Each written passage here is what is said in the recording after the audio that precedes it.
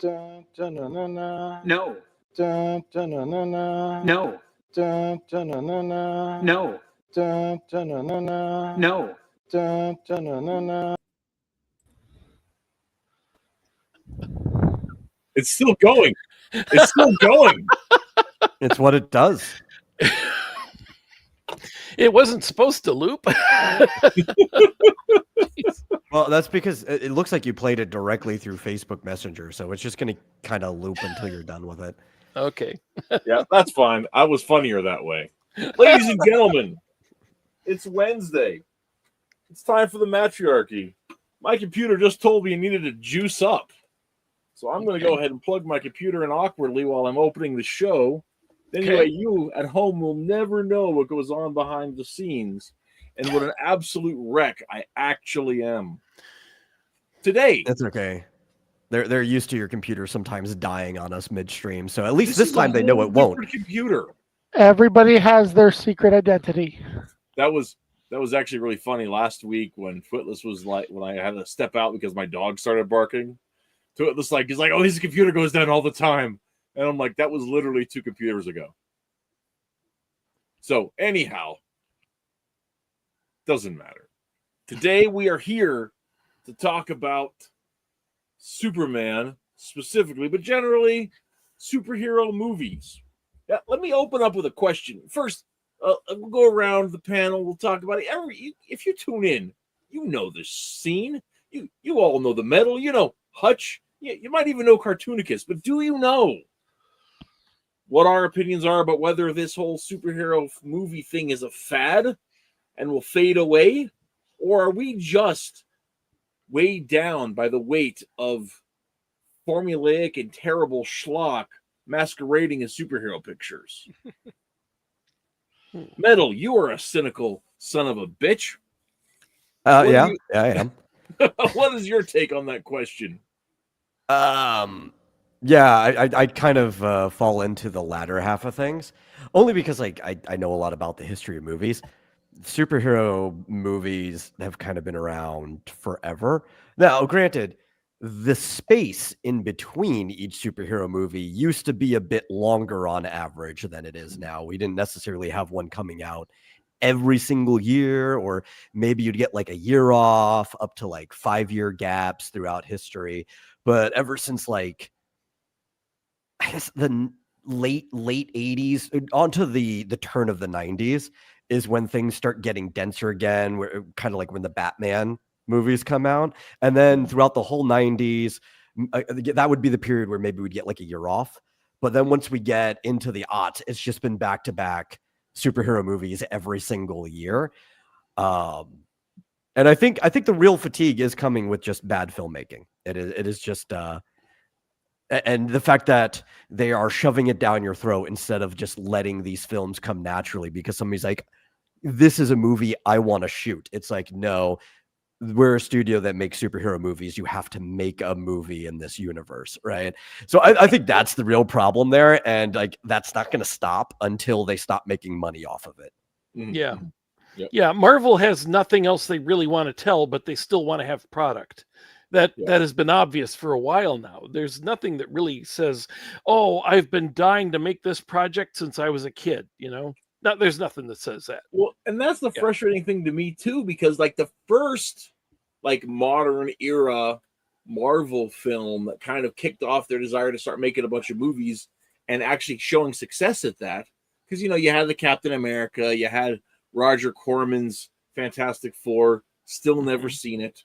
You had the Punisher, right, with Dolph Lundgren, which is better than a lot of people give it credit for, right? But what they had is they had Blade, and Blade is not really a superhero picture, right? Right. And it's like it's a comic book adaptation, but it's not a superhero. Yeah, exactly. I mean, and I think Dave's on the point here. It's definitely Hollywood has fads and has always had fads. But that doesn't mean that you can't have quality pictures outside of that fads. But Cartoonicus, what is your thought on the superhero movie idiom that we find ourselves in right now? Well, first on to your question of, is it going to die out? I think it already has. They're just desperately hanging on to the last little bit of life that's in it. But let's be honest, when we talk about anything that's going on right now, what we're really talking about is not the concept of a superhero movie. It is the world that was created in Hollywood when the cinematic universe was invented, right? Mhm. Marvel started their line and it became a cash cow overnight. And ever since, we've been running on that adrenaline, right? Mhm. We're just starting to see it start to collapse. Mhm. As far as I'm concerned, I think the only thing that's actually keeping that alive is one. Well, it's twofold. It's one, Disney being Disney and trying to milk every little thing they can for as long as they possibly can, even when the writing is already on the wall. And two, DC always seeing Marvel up on the big screen and being like, well, we have to compete. And Mhm. they're going to hold on as long as Marvel does. Yeah. Yeah.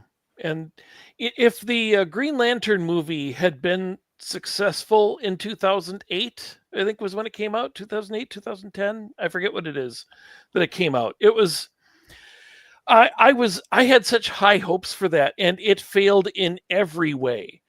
The art design was bad. The Mhm. casting was more or less wrong. The writing, even though it's written by the guy who writes the comic books, is really bad. The it failed in so many ways, and there's like multiple versions of it, and it just gets worse if you watch the different versions. It's like they Oh, never had really? a good movie there, you know? I'm Yeah. trying to remember how long at that point had it been. I guess there was Superman Returns. Hmm. But other Mhm. than that, how long had it been since there was a DC movie that was not a Batman movie? Yeah, Oh, probably Superman Returns came out. Was that the same year or right mm, around there? They were pretty Yeah. close to each other. Steel came out in 1999, still 1998. have It was not that seen late? Steel. I think Yeah. so. Maybe 97. You gotta I be honestly kidding don't me. That know. looks like some old 80s movie. It was And that right. movie I only got saw it. made because Shaq wanted to make it. Yeah, I saw it, and it was promoting the 97. trailer for the Lost in Space. So it's right That around the is time of the so Lost in Space weird. movie. Hmm. But you can really tell because it has the special effects level of a Teenage Mutant Ninja Turtles movie. That's Mhm. about as Right. They yeah. spent It's like $5 on that movie. they don't have any CGI available. They don't Right. have that budget. And Teenage Mutant Ninja Turtles, especially the first one, man, that was a revelation of what a comic book movie could be. I gotta Sure, just say, Yeah. I mean, sure. people like it, people hate it, people think it's schlocky. I love It is. it. Mhm. Well, and here's my thought on the superhero movie as a film genre, right? Is that metal? You're right; it's always been there. But what people forget is that some of it was because of technological limitations, some of it's because it's in the subject material, right? You Mhm. go back to the Captain Marvel uh, and Batman serial back in the day, and serials and all those other kind of things. The Green Hornet, which Mhm. was comic book adjacent at the time, right? It was always schlocky fun, right? Even when it's deadly serious stakes. Edwin Boyette, thanks for watching. He mentions earlier that comic books and comic book movies are a bit better when they're just a tad humorous, right? But sometimes Well, I that mean, that's humor, what made the MCU what it was, because people were seeing a kind of Mhm. but character writing they'd never seen but before. but what I'm saying is sometimes the humor, right, that is in there, it's not like guffaw like humor, right? Mhm. It's in whimsy within the portrayals, within that kind of stuff. Like, okay, Iron Man, the first Iron Man film was not a funny movie. Tony Stark is a funny guy. Robert Downey Jr. as Tony Stark was a funny guy. Yeah. Right. So Yeah. all the stakes are serious, but that guy is funny, right? Right?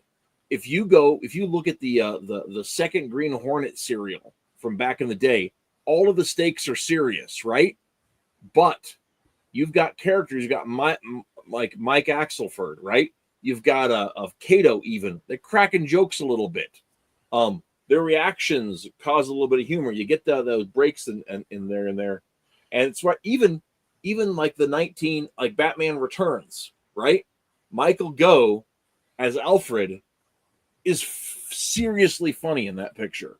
Now it's not like grab your guts and laugh funny, but it Mhm. is that kind of smart, like subtle humor that allows you to live within the space between it, right? I think what happens sometimes is that there's this kind of fine line between what we can obviously perceive as funny like that Mhm. and what just seems dumb and cheesy.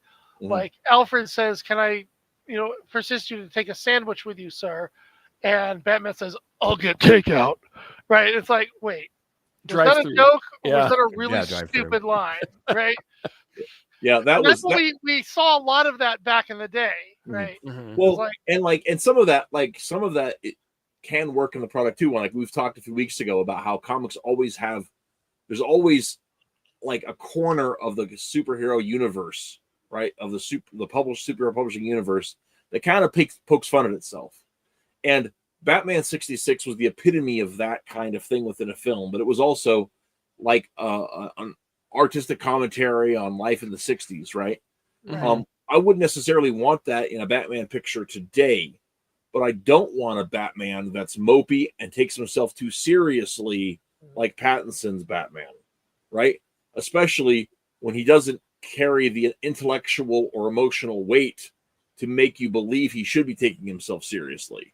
Because Pattinson's Batman is a stupid he's a moron. I couldn't stand that picture.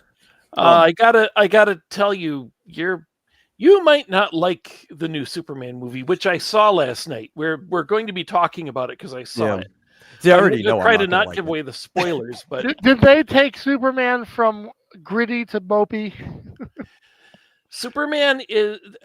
I understand. I liked the movie. In many ways, this is the way I want comic book movies made, not Man of Steel and Zack Snyder's way. There's a lot of this. I mean, from the And I agree, previews by when the they- way, at least about Zack Yeah. Snyder. just having, I've always wanted to see Crypto and Superman robots and the Fortress of Solitude looking like more than just a big spiky thing, and and he does all of that, and we saw that in the preview, and that's pretty cool. That's even if it's not exactly how I would have done it, it's like at least he's doing that, and It's kind of like kinda a pick your poison kind of Yeah. situation. But the problem with Corn Sweat's performance, I for the most part, Wait. What? Did you say Corn Sweat? Isn't that his name? I have no Corn Sweat? idea. David I don't know. Cornsweat, I did. the guy who plays haven't- Superman. I will have to look into it. I don't know how to pronounce it. It's a bad. That's one of those names that it's like you need those old agents who say that name's never going to work. You're David Connor. Well, what an ironic name for Superman, considering he was raised on a farm in Kansas. Corn's wet. Yeah, the corn is wet. Corn sweat. Working hard in a field. Yeah. I think the main thing that you're gonna not like, in the same way that you didn't like the Batman, this Superman is not confident. He is not macho. He has no manliness. There's a lot that I like about his performance, but it's the way he's written. The actor can only do so much with it. He's written. You've seen that scene that they released of the long conversation between Lois and Superman. Yeah, that's horrifying. It's terrible. He talks like he's a college sophomore. And not just a college sophomore. He talks like a college sophomore who's desperately trying to beg a girl to go on a date with him. Wait, Yeah. who does? Right. Superman or Clark? Well, It's both. Superman with his glasses off and in plain clothes. Okay. Yeah. It's Clark being interviewed by Lois as Superman In his apartment, in her apartment. in her Yeah, apartment. so he's not putting on. It could the be their Clark. apartment. I don't even know. But It's that third persona thing that we were talking about. How, there's a Superman who is like putting on the Superman persona, and there's a Superman who's putting on his clumsy, Clark Kent meek persona, and then there is actual Superman when nobody else is watching, and he can just talk. I got normally, you right. Yeah. According to the Wikipedia article, the emphasis is on the middle syllable, so it's Karanswet. Karanswet. Oh, Yeah, with like Muslims might be mad about that. You're not supposed to get the Quran wet. Yeah, or Karunzwet. It's a schwa, so you're not supposed to pronounce the E like the E, right? Okay. Yeah, Karunzwet or whatever, but it's the middle initial that you're supposed to say, or the Okay. middle So syllable. if you say it with a posh accent, it probably Yeah, sounds better. Karunzwet. Yeah. Brunswick. But All right, I'm so, not but the giving point is anything that away. This is not Clark Yeah. trying to be Clark, or trying to pretend to be Clark. Yeah, this is actually him, and it's a terrible thing to show. I mean, I couldn't believe that they released this. It's like, this should not be in the movie. It's so, the way he behaves, where she keeps badgering him with questions, and the way he talks is like, it's not mature. It's not confident. He sounds like the way Guy Gardner would talk about his interfering in another country. He's like, well, there were people who were hurting and I went and helped them. What's the big deal? And they're like, did you think about it? No, I'm going and I'm interfering. That sounds like Guy Gardner. It doesn't sound like Superman. Why do I feel like, and I'm not saying I know him or anything, but just, I don't know, it has the feeling that what's actually happened here is that is James Gunn himself. No doubt it's Absolutely. There's some writing of himself into it. Yeah. Yeah. Here's the thing. I don't think Cornswit is badly cast. However you say his name, I don't think he's badly cast. I think he could have played a nice, confident, macho Superman if that's what he was asked to do. And I thought that the Lois Lane, Rachel Brosnahan, is that her name is? I think I'm saying it right, if I got the casting right. She's Midge Maisel from the Mrs. Maisel show. She is the best Lois Lane. She is the best Lois Lane. I will fight you on this. She is the best. She gets everything right. The feistiness, the sort of overconfidence, and I think she's great. Way better than Margot Kidder. Way better than I'm sorry, I was reading anybody else. The comment. Which one? This is the Lois Lane in the new movie. Oh, in this movie, really? In this movie, yeah, she is wonderful. Here's my question, because I know who I like as Lois. Okay. How do you feel, and how would you compare them about Lois from Smallville? From Smallville, I didn't really watch the show much. Yeah, I never saw Smallville, but I'll tell you right now that Terry I thought Hatcher she was the best. The Lois end of the line. ever. Terry Hatcher is beautiful. I'm not saying she's the best Lois Lane. I don't care how she looks. Yeah, I love listening to her. Yeah, but in terms of being a believable Lois Lane, I mean, Terry Hatcher's like too beautiful to be believable as a woman who's wasting her life in a newspaper. She is the typical supermodel taking a job as a biologist. It's just what movies always do. It's like, no. Rachel Brosnahan is perfect as Lois Lane. It's like, I totally buy her as a reporter. I buy her as a love interest. She has a great chemistry with him. And the movie has its flaws. The casting is not amongst the flaws. I'd say, with the exception of Mon Pa Kent, the casting is really good. Guy Gardner is just perfect. Well, that's actually something I want to talk Fillion. about, because I really lost a lot of respect for Nathan Fillion as an actor after watching another James Gunn picture, Super, which is an absolute abortion of a film. And shut up, crime. Everybody in that picture ought to have never done another thing. They should have just hung their head in shame and walked away. Wow. The only thing about that movie that is in the broad scope, that is in any sort of thing artistically redeemable, is the fact that I believe it is a metaphorical point by point reenactment of the transition of Ellen Page. Okay, so hold on here. It explains exactly what happened to Ellen Page. Yeah, we didn't see exactly what happened to Ellen Page. All right, hold on here. Are you telling me that Nathan Fillion played Guy Gardner? Yes. Yeah. So, for decades now, Nathan Fillion has been playing Green Lantern, becoming a legend at it.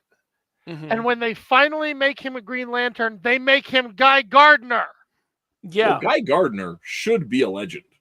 Yeah, That's one of the things that people that and like Nathan kind of fits Guy. So Yeah, 20 years ago he had the face to be Hal Jordan. Now he has the face to be Guy Gardner. It really does work. I swear, whatever you may have wanted him to be Green Lantern, you may not want Guy Gardner in the movie, but that is a really good Guy Gardner. I mean, it is really good. It's just he captures the character more than any of the animated adaptations of Guy Gardner that I've seen. So I don't know. I really like that part. The fact that there is a Justice Gang, these 3 Justice Leaguers in a Maxwell Lord sponsored team, which they never really go into it being a corporate team. They never delve into that. You just see Maxwell Lord at the end for a second. The whole argument about whether they should even be in this movie is, I know a lot of people who are like that, James Gunn is throwing too much into this movie. That's what I've heard a lot. There's way too much that he's putting in here. Right. And I could see if you're not a comic book fan, you might be overwhelmed and confused by all this. Because it does come lightning fast. Superman is in a battle and Lex Luthor's calling out instructions to all his people and they're all talking. And if there's a problem that I had with this movie, I can't make out half of what they're saying. I need captions. Were there multiverse elements in it? No, but I don't want to give away spoilers for anybody who would like to see this. So I will just say that yes, there is a what is his name? The guy with the U, the Superman he's usually Ultraman? from Ultraman. Thank you. I was thinking Uberman, and I knew that wasn't right. And once I thought that, I can't get off of it. I'm just like Uberman. It's not Uberman. Is it Uberman? It's like no. Ubermensch was the evil Superman from Young All Stars. Well, Ubermensch is Superman, right? Right. Literally in German. I don't want to give away plot points that develop later in the movie. I will give away anything that is talked about or that was released in the materials that you've seen already. Like that the conversation with Lois, they put it out in full. So, but everything that's been in the materials have been awful. You only want to talk about the bad parts of the film? Well, actually, yes, I do want to talk about the very beginning because something you said in the chat earlier made me think of this. You were saying that you saw the first part of the film, and it was what we've already seen in the materials. I assume you're talking about the part where he gets rescued by Crypto. Unfortunately, I need to tell you a little personal story. We're getting ready to go. 20 minutes. It's a drive down there. I pull out my phone. I go to Fandango. It doesn't say I have a movie coming up. I'm like, I was getting it ready just in case my phone wouldn't load when I'm there. So I'd, have the thing ready to scan when I get there. And it's like, there's nothing. And I'm like, I know I print it out? And I'm looking everywhere for the printout and I'm checking my emails. There's nothing from PayPal. I finally figured out when we were down there and when we're 10 minutes late for the movie that the email PayPal was set up by my wife and it has always accepted her as the only person on the account. So when I paid with PayPal, it sent her the email. And so for the Fandango, and since she doesn't have a Fandango account, they just sent her an email. So we had to find her email and pull that up and we get in. And so I get in just as I'm catching the last minute of that, the Superman robot saying she's new, which was the end of that preview. But my understanding is that it opens with that battle.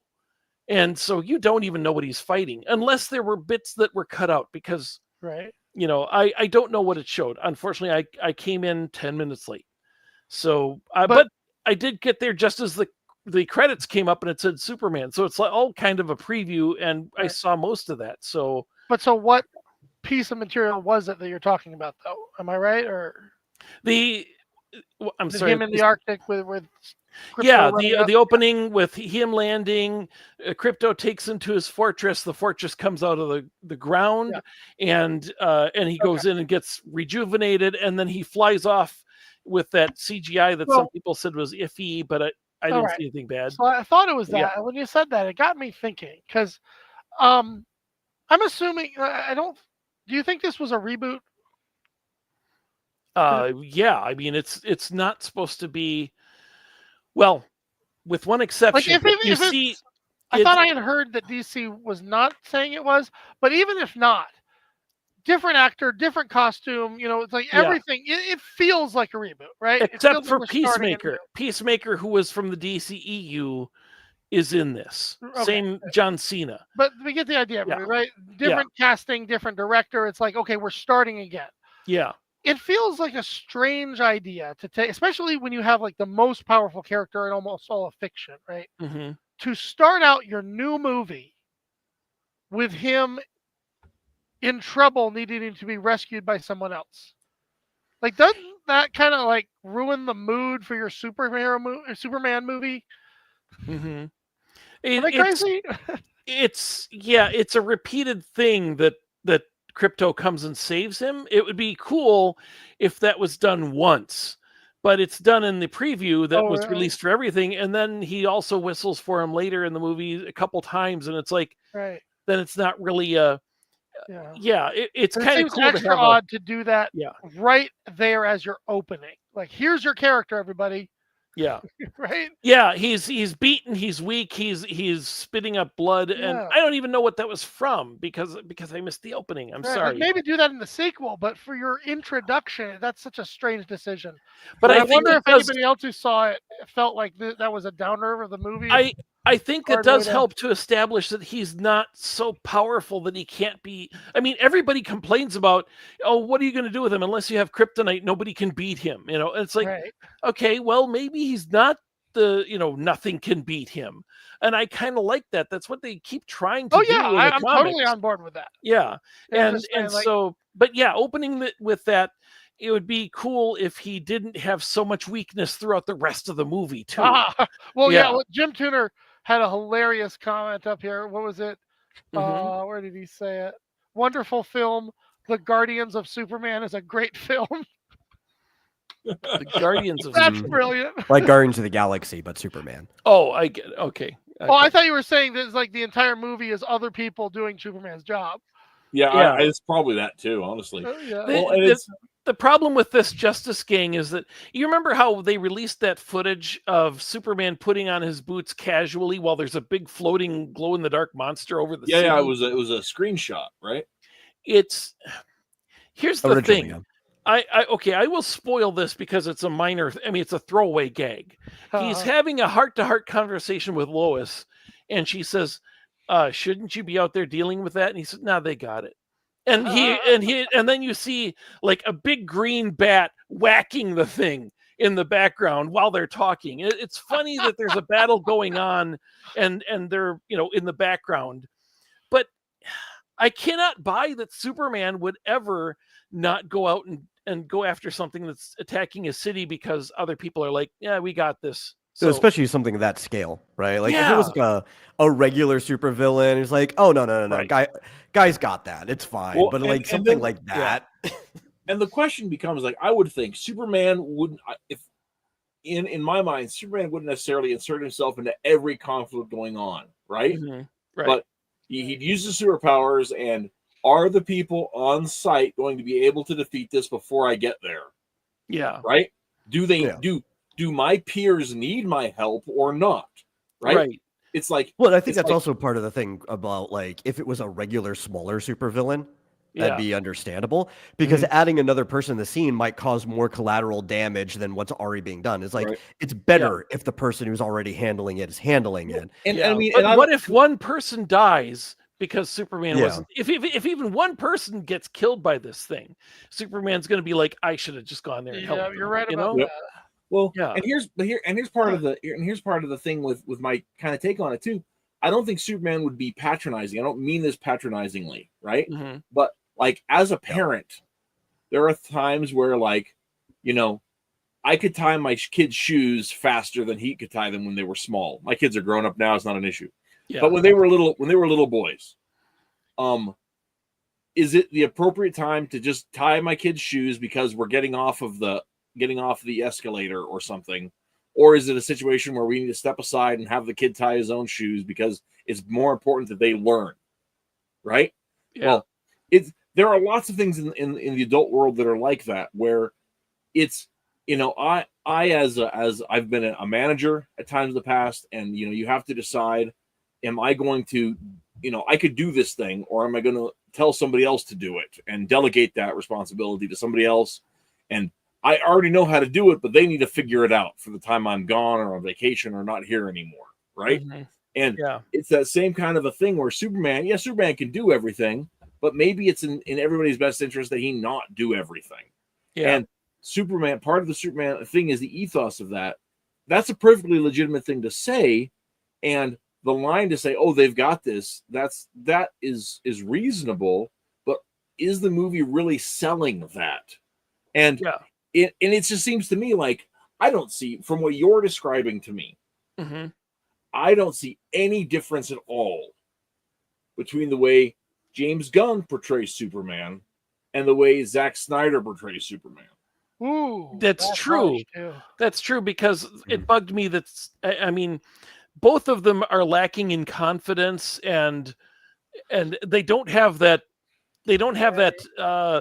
confident leader personality that you look for in Superman. Neither of Yeah, I them. want Superman to be an Eagle Scout. Like Yeah. that's what I want the persona of Yep. Superman to be. Right. And you remember in Man of Steel, he's 33 years old and he still doesn't know what he wants to do with his life. Yeah. He's only 33 because that's how old Jesus was when he died. And Yes. there's all these Jesus parallels. But it's like, you're 33, dude, and you're like you're destroying a trucker because he ticked you off. And it's like, you're destroying this truck and this guy's, lifestyle. And see, and here's the thing is It's like just- James yeah. Gunn is this as a person, right? I mean, everything he does has this sort of like, I'm smarter Failure than to you, but I'm launch. trash attitude about everything that he does. Yeah. Everything he does.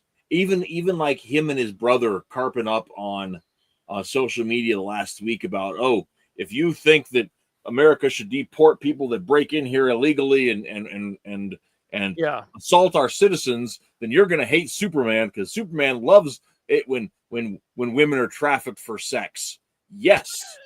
Yeah. What? There's no, he didn't say that, but no, I'm exaggerating he's exaggerating, but yeah. so that I can say bad things about the Gunn brothers because they're idiots. But in the last week, Dave Cornsweet said stuff about the truth, justice, and the American way thing, which is never mentioned in the movie. Mhm. And the Gunn brothers talk about all this. Oh, it's a very political movie, and it's not. I mean, you can read stuff into it if you want to, but there's not. It's not. Certainly, it's not like the Supergirl show was, Mhm. where Linda Carter was obviously Donald Trump going after all the aliens in America. I mean, that was just over the top, blatant, message sending. See, This so is here- not that. This is Yeah. not that. Yeah. Well, here's the thing that I want to push back on you Like a it all little bit, better already? because I know Sure. and part of it is I am going to ride the line of equivocation because I know we're going to be using these terms differently. Hmm. You say that it's not a political film, but making Superman weak, ineffective, and indecisive is a political statement. It is. Yes. Right? It's not Yeah. a partisan. It's not a Republican or a Democrat statement. It's a Right. philosophically political statement about what manhood should be in a society. Absolutely. That there's a big thing about the philosophy behind this of they don't want a confident, macho leading man. It's the same problem we have with Fantastic Four. Mhm. Reed Richards, a big alpha male guy who's the smartest guy in the universe and one of the big leaders. Every time they have anything that happens in the Marvel universe, he's like taking the lead. And you don't get that at all from the previews of the movie that's coming out in a few weeks. So it's the same thing here as there, that Superman is not a leader. He's not an alpha male. He is not confident. I mean, he gets beaten up by his dog because he cannot be the pack leader to his dog. Well, and the frustrating thing to me about that is like, is Superman doesn't need to be what on earth is going on here? What was that? Oh, my computer says it's about to die, but it's plugged in. Uh-oh. Oh, I see what's going on. Okay. Okay, Yeah, hooray! I did it. Okay. It was crowded in the thing. I've got a couple of off-size things in the power strip, and I thought it was all the way down, and it was not. Okay. Good. Oh. Anyway, Glad you caught it before you disappeared on us. I know, right? Anyway, what I was saying though is the situation is Superman. When people talk about the alpha male, the pack leader, right? Mhm. A lot of people default to that the idea, the stereotype that's been mocked about that is the Andrew Dice Clay, that whole Toxic male. toxic male, Yeah. overly macho, that false braggadocio machismo attitude. Mhm. But I think with talking about crypto and talking about that whole about that pack mentality, I think you really bring out the idea is it's the competence, right? The idea of competence, of confidence based in a competence, Mhm. that is what's really lacking. It's that Superman either always knows what to do or knows he's going to figure it out, Right. right? Superman is never going to be a guy who's going to be like, oh man, I don't know if I can pull this off, Yeah. right? Superman might not, like, okay, in the chat before we started, Metal made a great joke, because one of the things we were talking about ahead of time is, I got to let everybody in on this. Cartoonicus sent a message out to Mike, and he says, hey, Hutch, go ahead. What comics is this based on, so we can do a little boning up before we start the show? Yeah. And Hutch missed the message, or probably life was busy, I imagine. And then later on came back and said, well, no prep time because there aren't any. it's just a thing. And the Metal said the funniest thing. And he said, guys, come on. He says that prep time is for Batman. This is Superman. Get with And the that's program. why I put the image up that I have right now. Yeah. which is hilarious to me. But that's also the point, right? Like, Superman's done all of his preparation for years. He doesn't have to come up with a plan for each individual scenario, because he is the preparation. I mean, the conditioning of his mind, his soul, and his body is all the preparation that Superman needs. Yeah, he'll just figure it out on the Already fly. ready for virtually every scenario. And stories, you take him out to space, you pit him against Mongol. Maybe you as the reader don't know how he's going to pull it off, but you know he's going to, right? Mhm. And that's the beauty of the Superman story, right? Jim Tuner says every good Superman story is a quest for Superman to figure out who to hit to solve the problem, or who not to hit. Right? Yeah, I think one of Superman's biggest powers, and I always argue this, like the thing that actually makes him good, is his heart, but more importantly than that is his mind. Because if you really want to put Superman in an interesting situation as a story, you don't find somebody who can beat Superman up, because Superman is best when there isn't somebody stronger than him. You have to put him in a situation where how strong he is isn't necessarily the solution. Yeah. Right, where he has to like actually figure out his way around the problem. That's why Lex Luthor is such a good villain, because Lex will just come up with situations where it's like, I know in raw stats, Superman, you win against everyone, but can you figure out how to solve this conundrum I've put you in without letting these other people die or something? And it's like you go back to the Dan Jurgens Superman run, right? One of the great supporting characters is Bibbo Babowski, right? And Bibbo is this giant bruiser. He never lost a fight, right? And then what makes him a heroic character is he sees that Superman is tougher than him, but Superman is kind. And so Bibbo makes it his life's mission to smack anybody in the mouth who says anything bad about Superman, because Superman is better than Bibbo, and nobody's better than Bibbo, right? Yeah. And see, this is going to make people mad, but this is why, for me, Disney's Hercules is actually the best Superman story I've ever seen.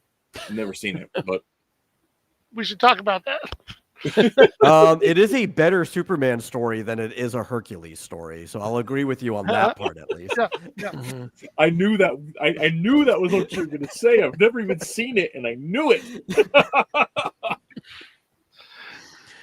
The problem I have with the Justice Gang thing and what it'll grate on you when you watch it is that the Justice Gang treats Superman like an annoyance. Not like he's still the king of the superheroes. He shows up and he's like, I want to see if I can get this monster somewhere, and maybe we can isolate it and keep it from hurting anyone without having to kill it. And they all like, Superman, come on. And it's just like his wanting to stop this monster without killing it is like, they're patronizing towards him. You should not be patronizing Superman. So they're not the Justice League. They're Right. the Mystery Men.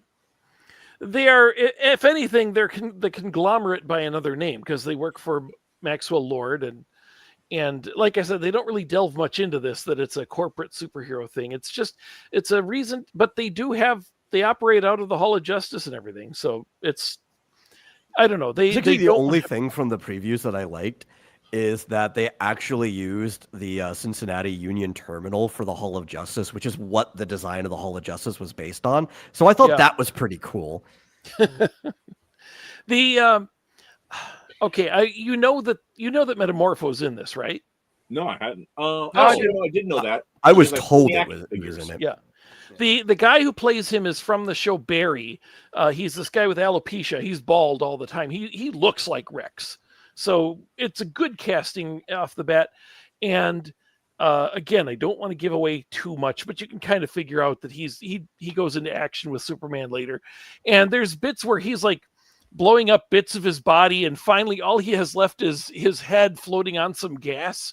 And I'm like, that's right out of the comics. That's it's like there's a lot of stuff like that just they give me joy, because it's like my comic books have come to life. There's at one point Rex is like, he's holding on to Superman, some other people, I'm not giving any spoilers, and he's like trying to tug them away from danger, and he suddenly just turns the lower half of his body into a rocket, and his torso is like a rocket from his waist down. And it's like, that's just funny, because I could see that in an Outsiders comic. It's just it's and that's funny. like, the look of so much of the stuff that they have in the previews and in the promotional materials, it looks like a person, and this is, I think they'll probably make money just from the member berries. But this is why, like, I have no interest in seeing the film, right? The movie, I should say. Is because, one, I don't trust James Gunn. He doesn't understand any of the things he does. Yeah. And his entire like career, such as it is either grossing people out or milking member berries. And that was like, I watched the Suicide Squad, his Suicide Squad, and it was the whole thing. I mean, it looked like the characters that I grew up loving, but none of them acted like the characters I grew up loving. And it's the same thing with Scooby-Doo the movie, right? It's like he got the visualization. I like it too. But he got like all the visuals down. He got like all the Easter eggs. He got the general storytelling of Scooby-Doo down. But only like maybe two of the characters actually acted like the characters. He kind of broke from it, because like Daphne Shaggy and had one to other, be this right? like badass. Shaggy was great. Shaggy and Scoob, of course, were that, and Velma was mostly Velma half the time. Yeah. But Fred is like a doofus, and he was never a doofus in the comics. He's a big man on campus type. He's kind of become that slowly over time now. And I can forgive the Fred and Daphne moments in that movie, because they're a real life couple, and you could tell they were having an enormous amount of fun playing with each other, and that was fun to watch. So like their chemistry was enjoyable. Even if it wasn't a good adaptation of the source material, they made it fun, because it was their characters separately from each other, though, that I had the problem with. Not when they were doing things together. Right? That's fair. 100% fair. Yeah, because Daphne was probably the least like her cartoon counterpart out of anyone in either of those movies, and that's even given how much variation there were. And we're talking about up to that point, because that movie's also influenced later adaptations of those characters Yes. afterwards. That's what I right? was gonna say. is Yeah. Like James Gunn considering, kinda invented this idea yeah. that Well- Scrappy was a hated character. Right.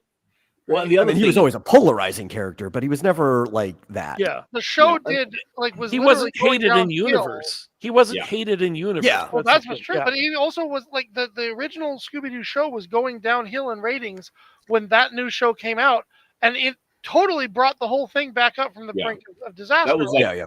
and that was like the third series, but yeah. Mhm. and Yeah, Scrappy but Doo you can even take like, He somehow planted this idea in the minds of millennials everywhere. Oh, this character was absolutely horrible, just because he hated him. And then for the next 20 years, we went on that. Well, and that's part of the thing is Scrappy Doo was introduced when that the first generation of Scooby Doo kids were too old enough to watch Scooby Doo. So then the next generation of Scooby Doo kids came up watching this other character that was silly and goofy, and that was a whole set of gags that was just for that. Mhm. Somebody who's outclassed in their As long as we're totally derailed here, I'm going to mention something about Scrappy Doo. The reason Yes. Scrappy Doo does not work is that he can talk in perfect sentences. Scooby is and Scooby D and Scooby Dumb are kind of also you don't know that anybody is really knowing what they're saying, but then Scrappy is just talking in English to everybody else, and they're having conversations with him. Well, the And reason he's a puppy. it breaks the thing. Yeah. I get that, but the reason obviously for that was because he was supposed to be his boo-boo, his oh darn it, what's his name from Quick Draw McGraw, right? Yeah. A little guy who's the sidekick who's way Pokey. more capable than the main character, right? Yeah. But the problem is, what makes it even worse is that Scooby and the few other dudes that you've met up to that point are all like full-grown dogs. Scrappy is like a newborn puppy, and he's talking better than any Doo you've ever met. Yeah. Yeah, and there's definitely some immersion breaking, and Jim Tuner is Yeah, once again Babaloo. correct. That was his name. Yeah. That they're one of the factors that really drove the show quality down was that moving some of the mystery elements for some of these action elements and exclusion of some of that. Babaloo. Absolutely the case. But that's also one of Hanna-Barbera's house elements. With some of that stuff is making it cheaper and cheaper and cheaper. So you get like by the time you get to like Shaggy and the 13 Ghosts or whatever, although some of that. Well, that was the thing too. I love Really Scooby Doo great. and the 13 Ghosts. That's one of Yep. my favorite, especially having Vincent Price in it as Vincent. Oh, Van yeah. Cool. Wow. But that's also probably the most badass the series ever gets up to that point, right? Up to like when James Gunn made his movie. And still, Daphne was nowhere even close to the character that he would get. In fact, it was basically, what was his name? Was it Shim Sham or so the short round character that they put into that? I can't cannot remember. recall. Yeah, it's like Shim Sham or something. He was like the most go-getter and badass character on that show, not like anybody else. So it's like you're just kind of like making up a character for Daphne at this point because you just want this type of oppressed but powerful woman character in your story. Well, and part of that was to play on was Sarah Michelle Gellar, is that her name, right? Yeah. As Buffy the Vampire Slayer. I mean, that's of course she was bringing into the mix. So basically, James Gunn takes old properties that he was probably a kid for, geeks out over them, and yet still somehow misses the point. Yeah, he does, because I didn't like that movie because it doesn't understand that Scooby-Doo is supposed to be a comedy. I mean, the stuff, and it's not just a member berry, but I really wanted to see a scene where Velma goes, "Oh, I lost my glasses. I can't see a thing without my glasses." What's that, Shaggy? You sound like you have a cold. Which they had something they always do that semi-close to that, but even then, it didn't play out comedically, right? Like when she lost her glasses, and then there's the imp is right in front of her, and that's when she gets taken. It's like, I wanted it to be more ridiculous. Right. Oh, here's a great, another great example from Jim Tuner. He says the James Gunn is the nerd property version of Quentin Tarantino.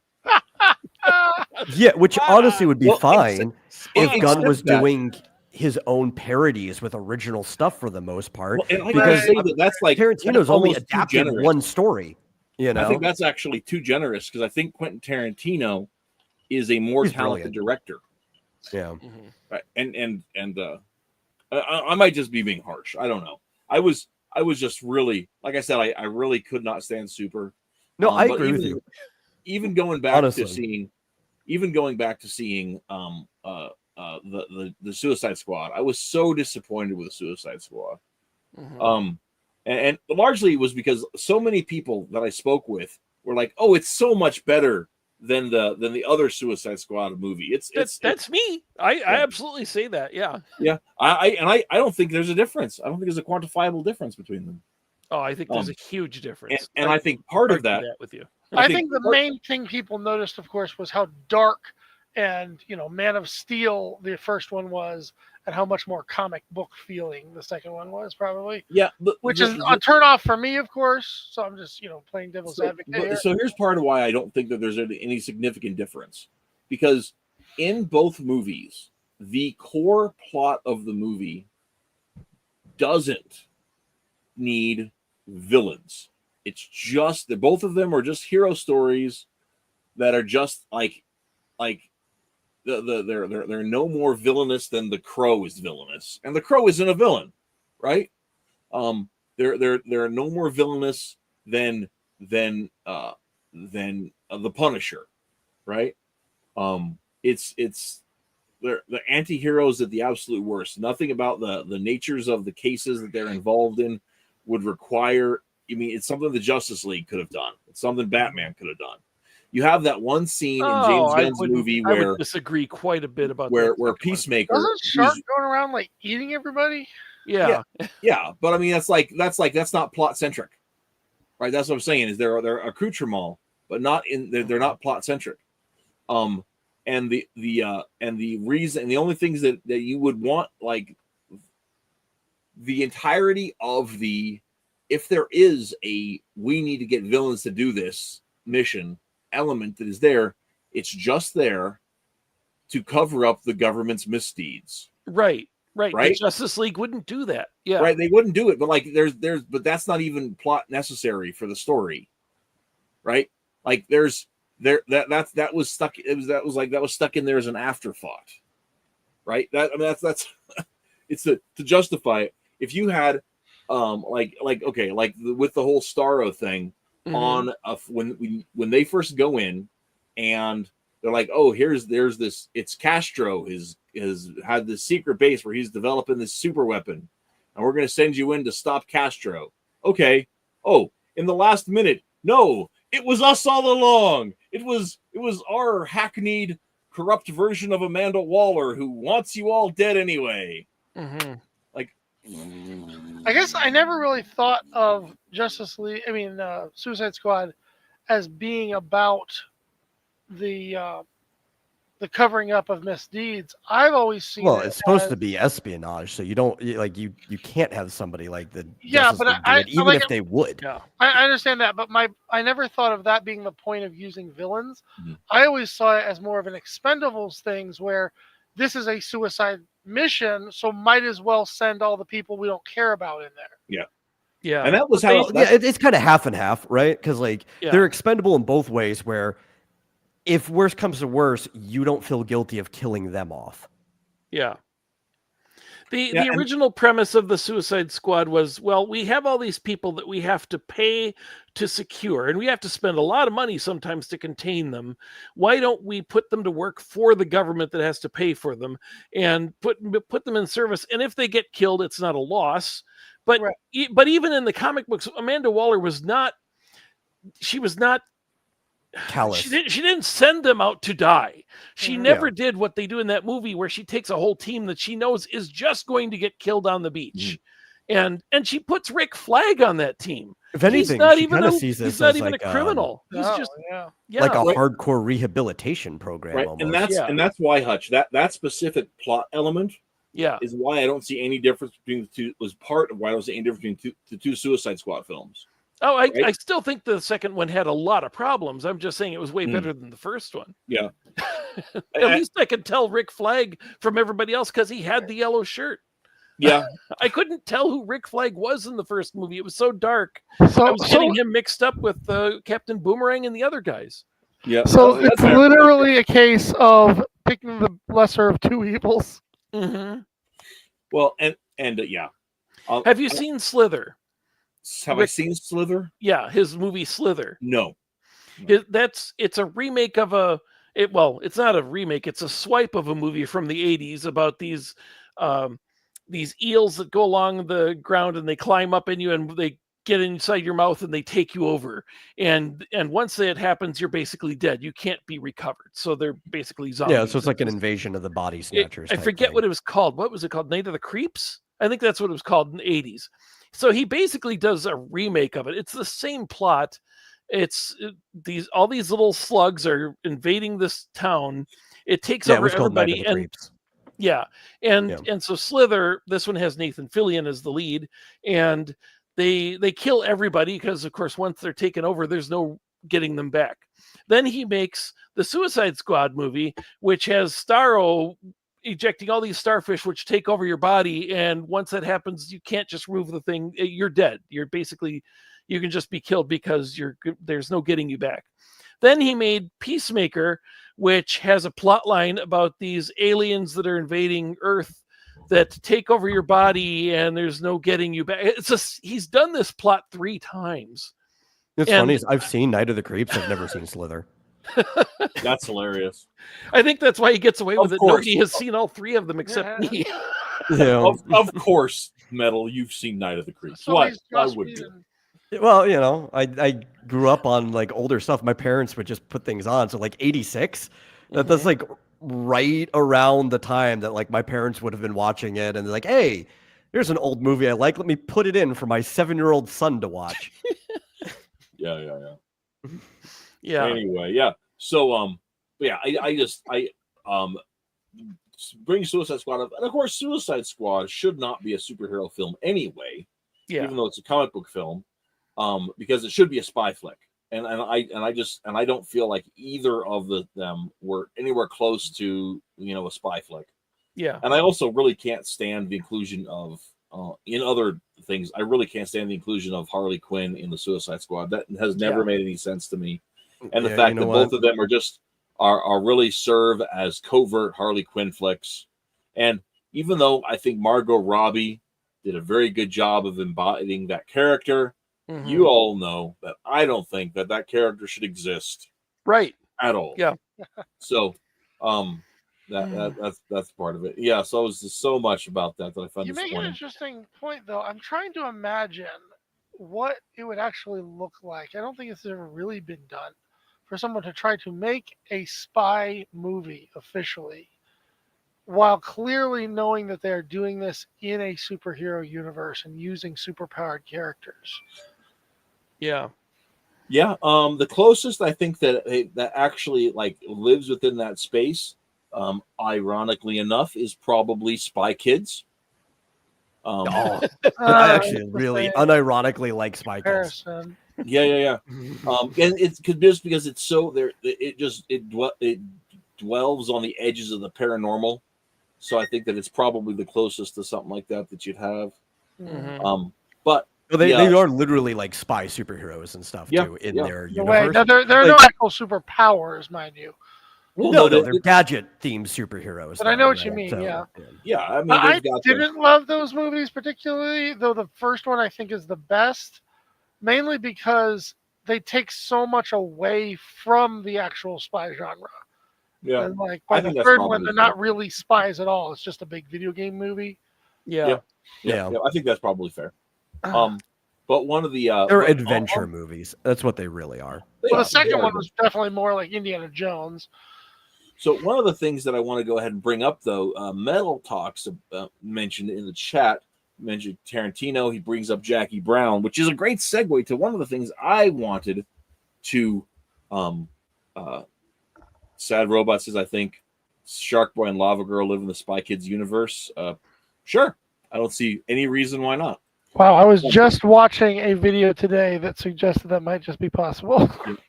But anyway, that the about Jackie Brown, and it brings up to me, you're talking about that one of the reasons that we have this glut of superhero movies post Iron Man is this idea of the cinematic universe, and how people have held on to this idea.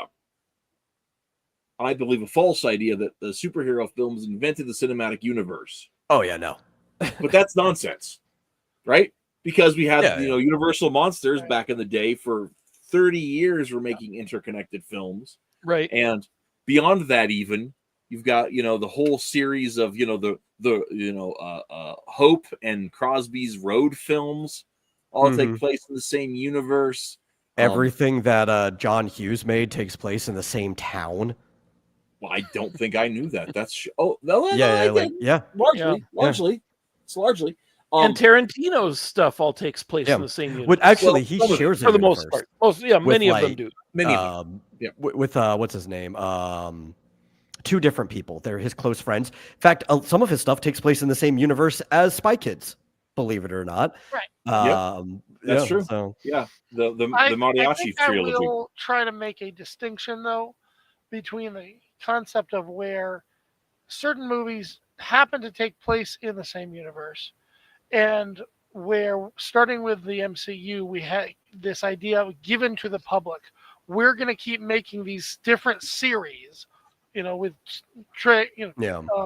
sequel after sequel after sequel, and then every once in a while make this special movie that connects them all, and then separate them out again, and then connect them again. We'll see. And what I was getting ready to say, Kevin Smith kind of did that.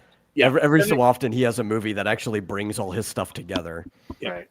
Robert Rodriguez, that's right. Rodriguez, yeah, that was his name. Yeah. Thank you. But the thing I was getting ready to say though is I kind of miss the days when you, as the moviegoer, discovered the cinematic universes that were already in play. Yeah, it was right? like a fan thing. Like you were invested. You figured out the connections. You realize that like Jackie Brown and Get Shorty and Justified are part of one universe. Mm-hmm. And you're like, wait a second. And yeah, I can see that. I'm just saying. You mean because they're all written by the same guy? Well, they actually and characters from those novels and background characters cross over with each other, so they are actually contemporaneous with each other. Right, and I can get that. I'm just saying that's why when people talk about Marvel creating the cinematic universe, that's what we mean. Really, is that it hit us in the head. Whoa, this is something so weird and new. Right, and that's one of the things they don't let you forget about it either. Right. Yeah, we went from trilogies to epic to trilogies of trilogies, and then the cinematic universe. Right. And it becomes part of the marketing instead of part of the organic experience. Exactly. Right? Yeah. In the same way that, like, prior to that, you look at like Star Wars was already doing that, though, right? Between the Star Wars films and the animated shows, and the fact that that E.T. is connected. right. He's in the Galactic Senate. Yeah. Right. Which also means same creators involved, that Indiana Jones and Star Wars are in the same universe. Right. Yeah. There's also the fact, of course, that once Marvel did it, within like 5 years, everybody jumped on the bandwagon, right? Right. They saw it as that cash cow because a cinematic universe causes you to constantly come back for the next movie, no matter what it is, right?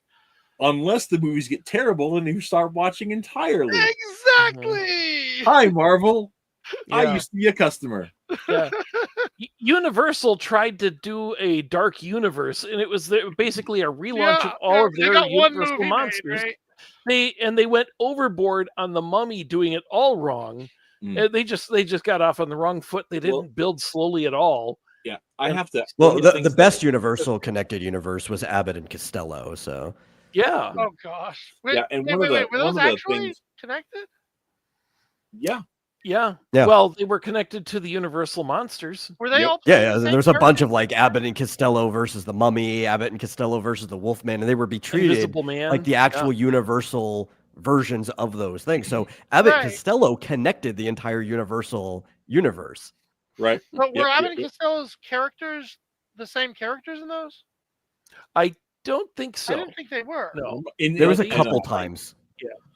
I'd have to go back and rewatch them all, which I intend to one of these days. But one of the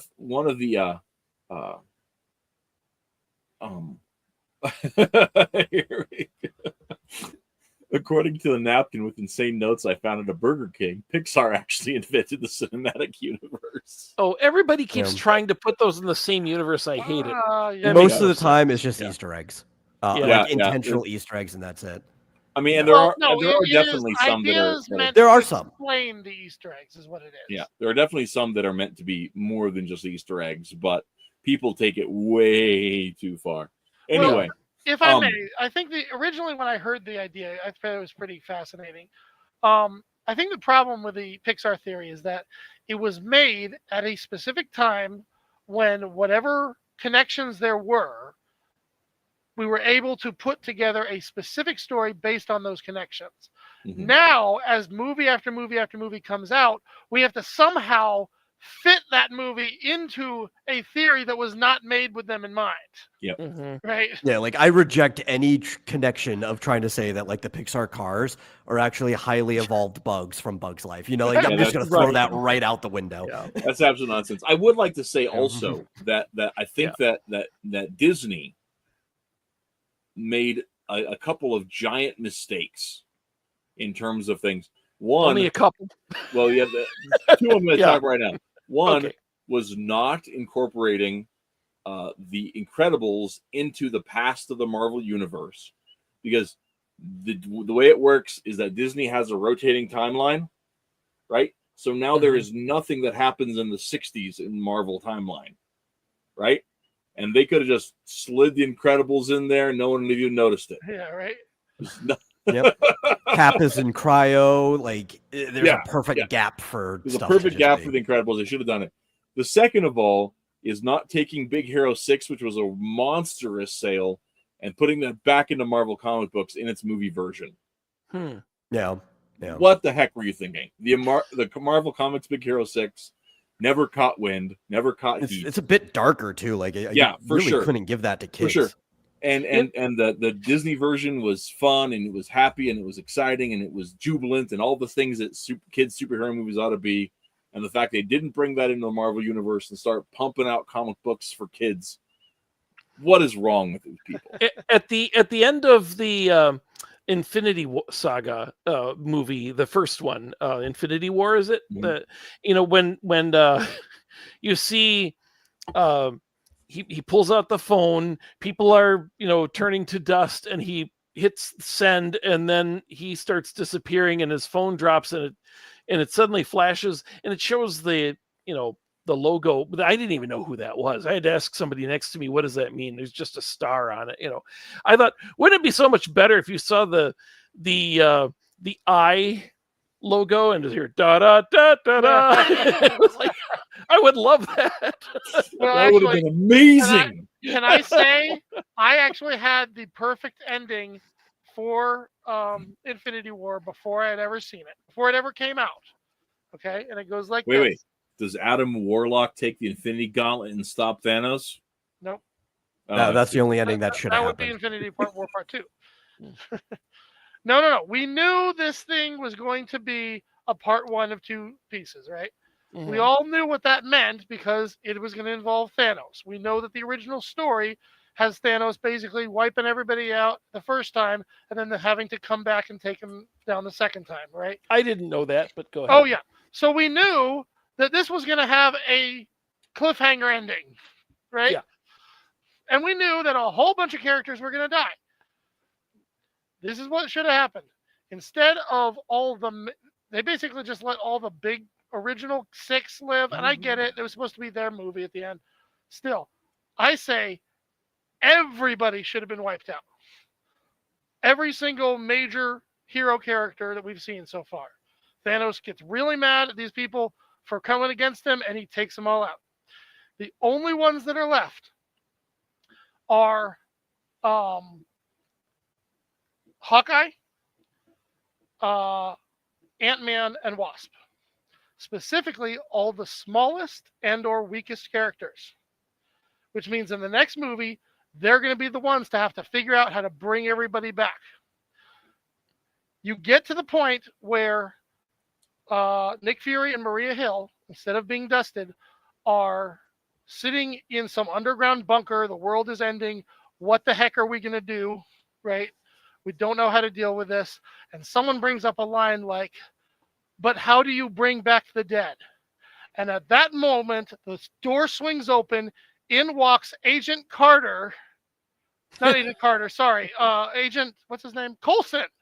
And his Agents of S.H.I.E.L.D. from the show says a snappy line.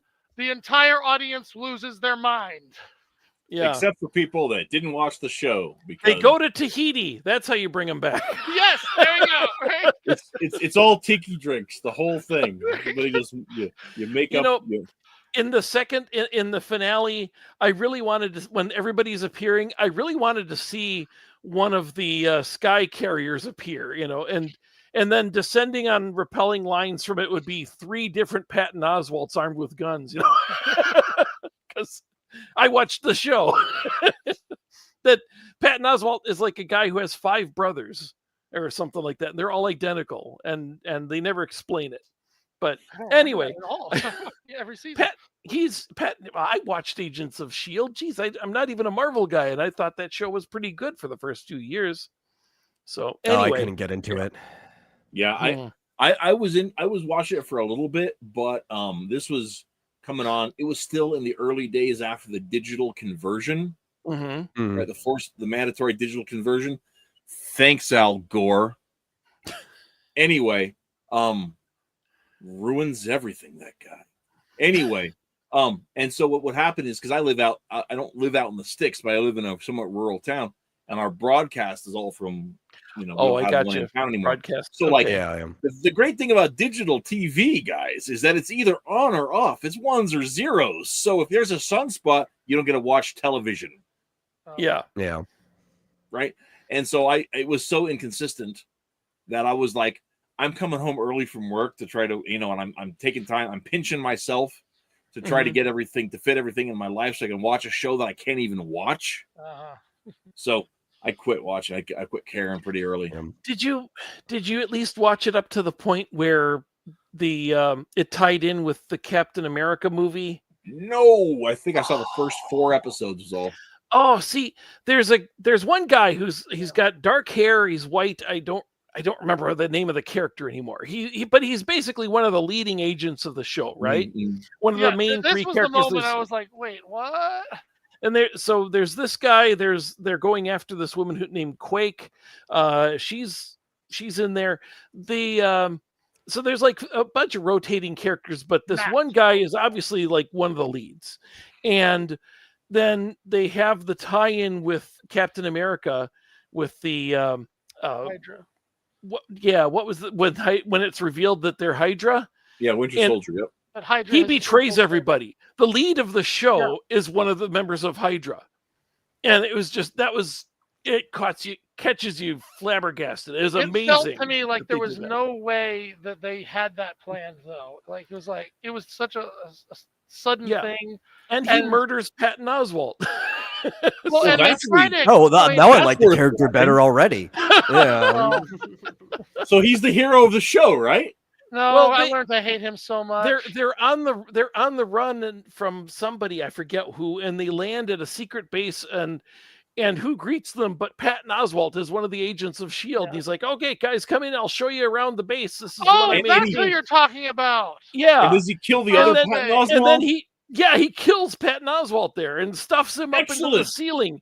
And that's how they learn that he's the bad guy. That the main character of the show is the bad guy. So because he murders does Patton Oswalt. Does this guy go on a spree and take down the other 3 Patton Oswalds? No, it's just that later Patton Oswalt shows up again as like whatever it is. It's like there's Billy and Willie and he was like triplets. Yeah, triplets or quadruplets or something. They keep showing up. And anyway, I'm partial to Patton Oswalt just because he's living my dream life, But that's I have come to the realization I used to find his odd mannerisms mildly endearing. Mm-hmm. But as I've gotten older, I've realized that he basically takes the oxygen out of every project he's involved in, and it makes it that much worse. Yeah, I mean, he's kind and of okay as like a comedic foil. Like I liked him in King of Queens, and I think he's that's like the not only bad thing in King of Queens. that's And like the everything only thing else, I've ever liked him in. yeah, everything else that he's been in. And you see, back in the King of Queens days, he was hungry, right? Yeah. He wasn't making money. He was struggling along, but all of a sudden somebody found out that he liked nerd stuff. So he became, it's like he's like the embodiment of the Big Bang Theory, where Hollywood says, "Hey, you nerds with money, go on, give us some. We're gonna put your favorite guy in a thing. Come on, give us some money." Gotcha. And I'm like, you know what? I hate you. I hate you all. Just like the Big Bang Theory, almost everything he's in is kind of like more of a backhanded compliment to the stuff. Yeah, it's just insulting. It's degrading. It misses the entire. I cannot stand that man. So that was a great episode. Personally, I mean, I hope he's very happy somewhere. In fact, listen, Patton, if you could just like walk away from Hollywood, live a perfectly quiet life on a ranch with goats somewhere till you have like 1 million kids and die happy, that'd be great. when he shows up as an agent of S.H.I.E.L.D., I'm like, oh man, how cool is it to be a hefty nerd who's not fit to be in any superhero movie, but they found a way to put you in a superhero project. Right. That's kind of cool. He gets to be an agent of S.H.I.E.L.D. for a minute and then they kill him. But they brought him back. But they bring him back. Yeah. But anyway, can we go to talk about James Gunn just a little bit more? Absolutely. The Suicide Squad movie that he did. And I think it's leaps and bounds better than the first one, and it's got its problems. I'm not saying it doesn't. There's still problems with it. One of the biggest, and I meant bringing this up from a writing standpoint. I told you about the first part that he introduces all these characters. It's like that's the guy that's right off the page. That is so cool, and then he butchers all of them, and he has that scene where Michael Rooker's character starts swimming away. He's like, there's no point in my being here. And Amanda Waller kills him just because he won't stay there. He's disobeying her. It serves no purpose, but she has to kill him because she gave him an order and he disobeyed. He gets Amanda Waller wrong, just like the first movie gets Amanda Waller wrong. Well, was the same thing with the we've talked about I can't remember the guy's name. Adam Beach. They killed Adam Beach in the first 10 minutes just so they could kill somebody. Yeah. He was Slipknot. Oh, okay. Yeah. They killed him just to, and they didn't even do it well. Yeah. They took the scene from the book and did it all wrong. Yeah. We've talked about that before. Yep. And in this one, so the opening part is wrong. The way they get Amanda Waller is wrong. And then you have the part where she tells them, okay, you're going to be meeting up with some, you have to watch out because these guys are really bad. And so they find this camp and they go in and what are the two guys who are like competing? Peacemaker and Bloodshot. Right? Bloodsport. Yeah, they're like in a competition to see who can kill the most people, and they're killing people who are like doing the dishes or taking a bath or whatever. And the shark goes up and just grabs the guy who's the guard and swallows him and eats him, and then they get in, and then Flag is there, and he's like, "Hey, these guys are on our side. They're our team. They're our allies." And it's like they're dead. That's not funny,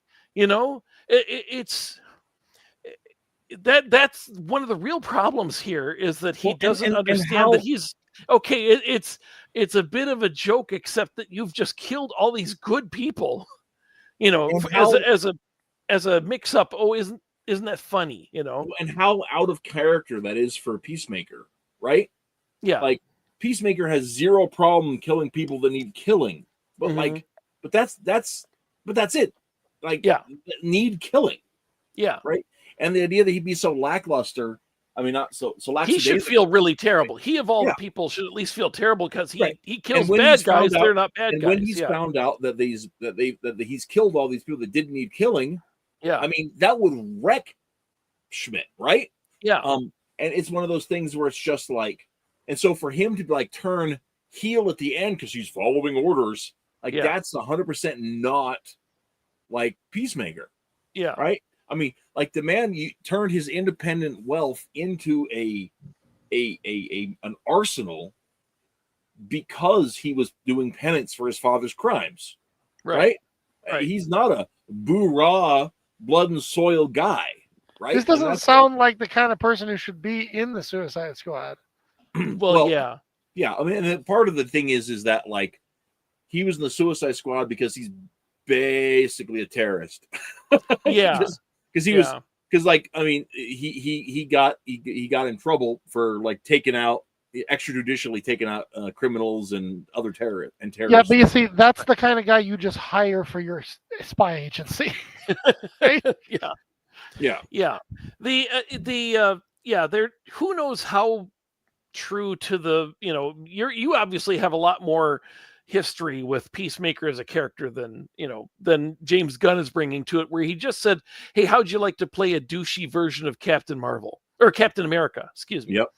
That's what he said to John Cena. He's like, he's Captain America, but he's kind of a dick. He's like, okay, that sounds fun. Well, he is kind of a dick because he's got this superiority complex. Like he's stronger, faster, and smarter than everybody. Except they caught him. Also, I think you're going a little too far into it. I think he just went up to John Cena. He's like, "Hey, how would you like to play a role?" Yeah. True, but that's. I'm just saying that he's kind of superficially getting some of these things right, but then, like you say, he's missing the heart of a lot of these characters, and that's still what you see in this new Superman movie. I mean. There's so much of this movie that I like, but he gets Superman wrong. In characterization, he gets Superman wrong, and I don't know how you can say that it's a good Superman movie if you get that wrong, Mm-hmm. And that's, but I don't think it's going to be. I don't think it's a bad movie. I had a good time. I really did. I think you would like it. There's so many elements that you see in there that are I mean, not only is Metamorpho is in there, his family is in there. Oh wow. And you see Stag Industries, the logos, there's Pesty Cola signs, and there's references to Jitters Cafe and Big Belly Buster Burger and all these, DC things. All of Lex Luthor's people. There's his girlfriend is named Eve. It is Eve Teschmacher. They never use her last name, but his girlfriend is Eve.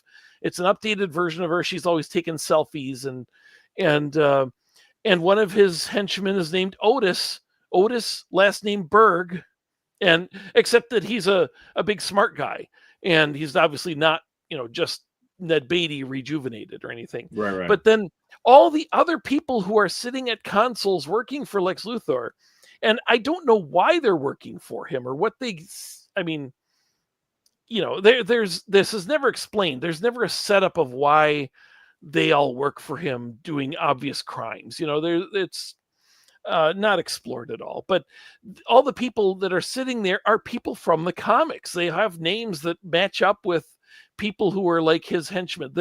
The woman who built him the supercomputer that figured out that Superman is Clark Kent, and he's like, that computer's wrong, and he has it destroyed. She's in there. And there's a guy who is the spitting image of Dabney Donovan. Turns out he's not Dabney Donovan, which is weird because he is the spitting image. He's got the mustache right and the hair right, and everything about him is Dabney Donovan, except he's some other character.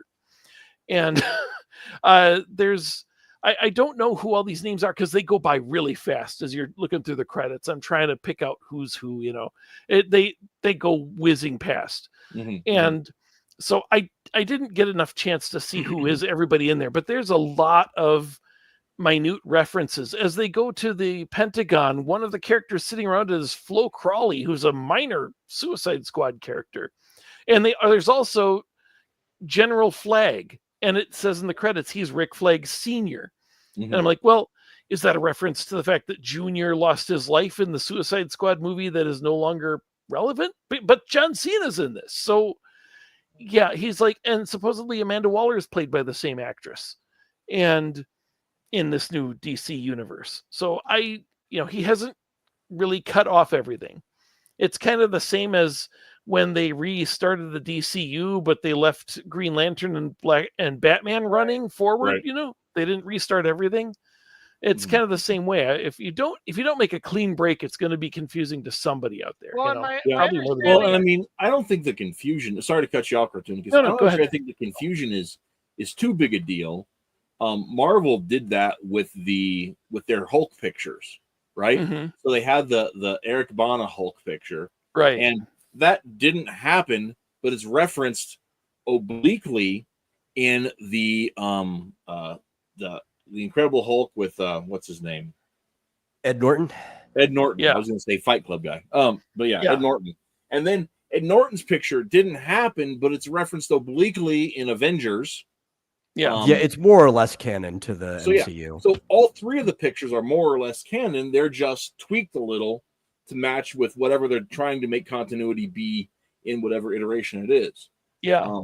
And so I think that, and like, in the same thing with like Aquaman ignores some of the parts of Justice League, Right. but then Aquaman's movie gets referenced in other stuff that kind of acknowledges the ignoring of the part of Justice League that they didn't like, and it's Right. then Aquaman 2 also ignores some of the stuff from the other movies in between there. So I mean, it's like I had a conversation with Sad Robot earlier in the chat, and see if I can't find it here because it was really funny. He says I think the Flash movie was technically a reboot. And my comments is, I think every DC movie has been a soft reboot. And Sad Robot replies, that's really been something in the way of a coherent DC cinematic universe. And I really think that. I mean, if you go look at their offerings since Batman Begins, right? Have been, they just ignore a little bit as the movie goes along. It's like they weren't really considering the long-term ramifications of anything as it moves on. I think we should just get rid of cinematic universes, right? I think like for comic book movies specifically too, which is the thing that everybody wants it in.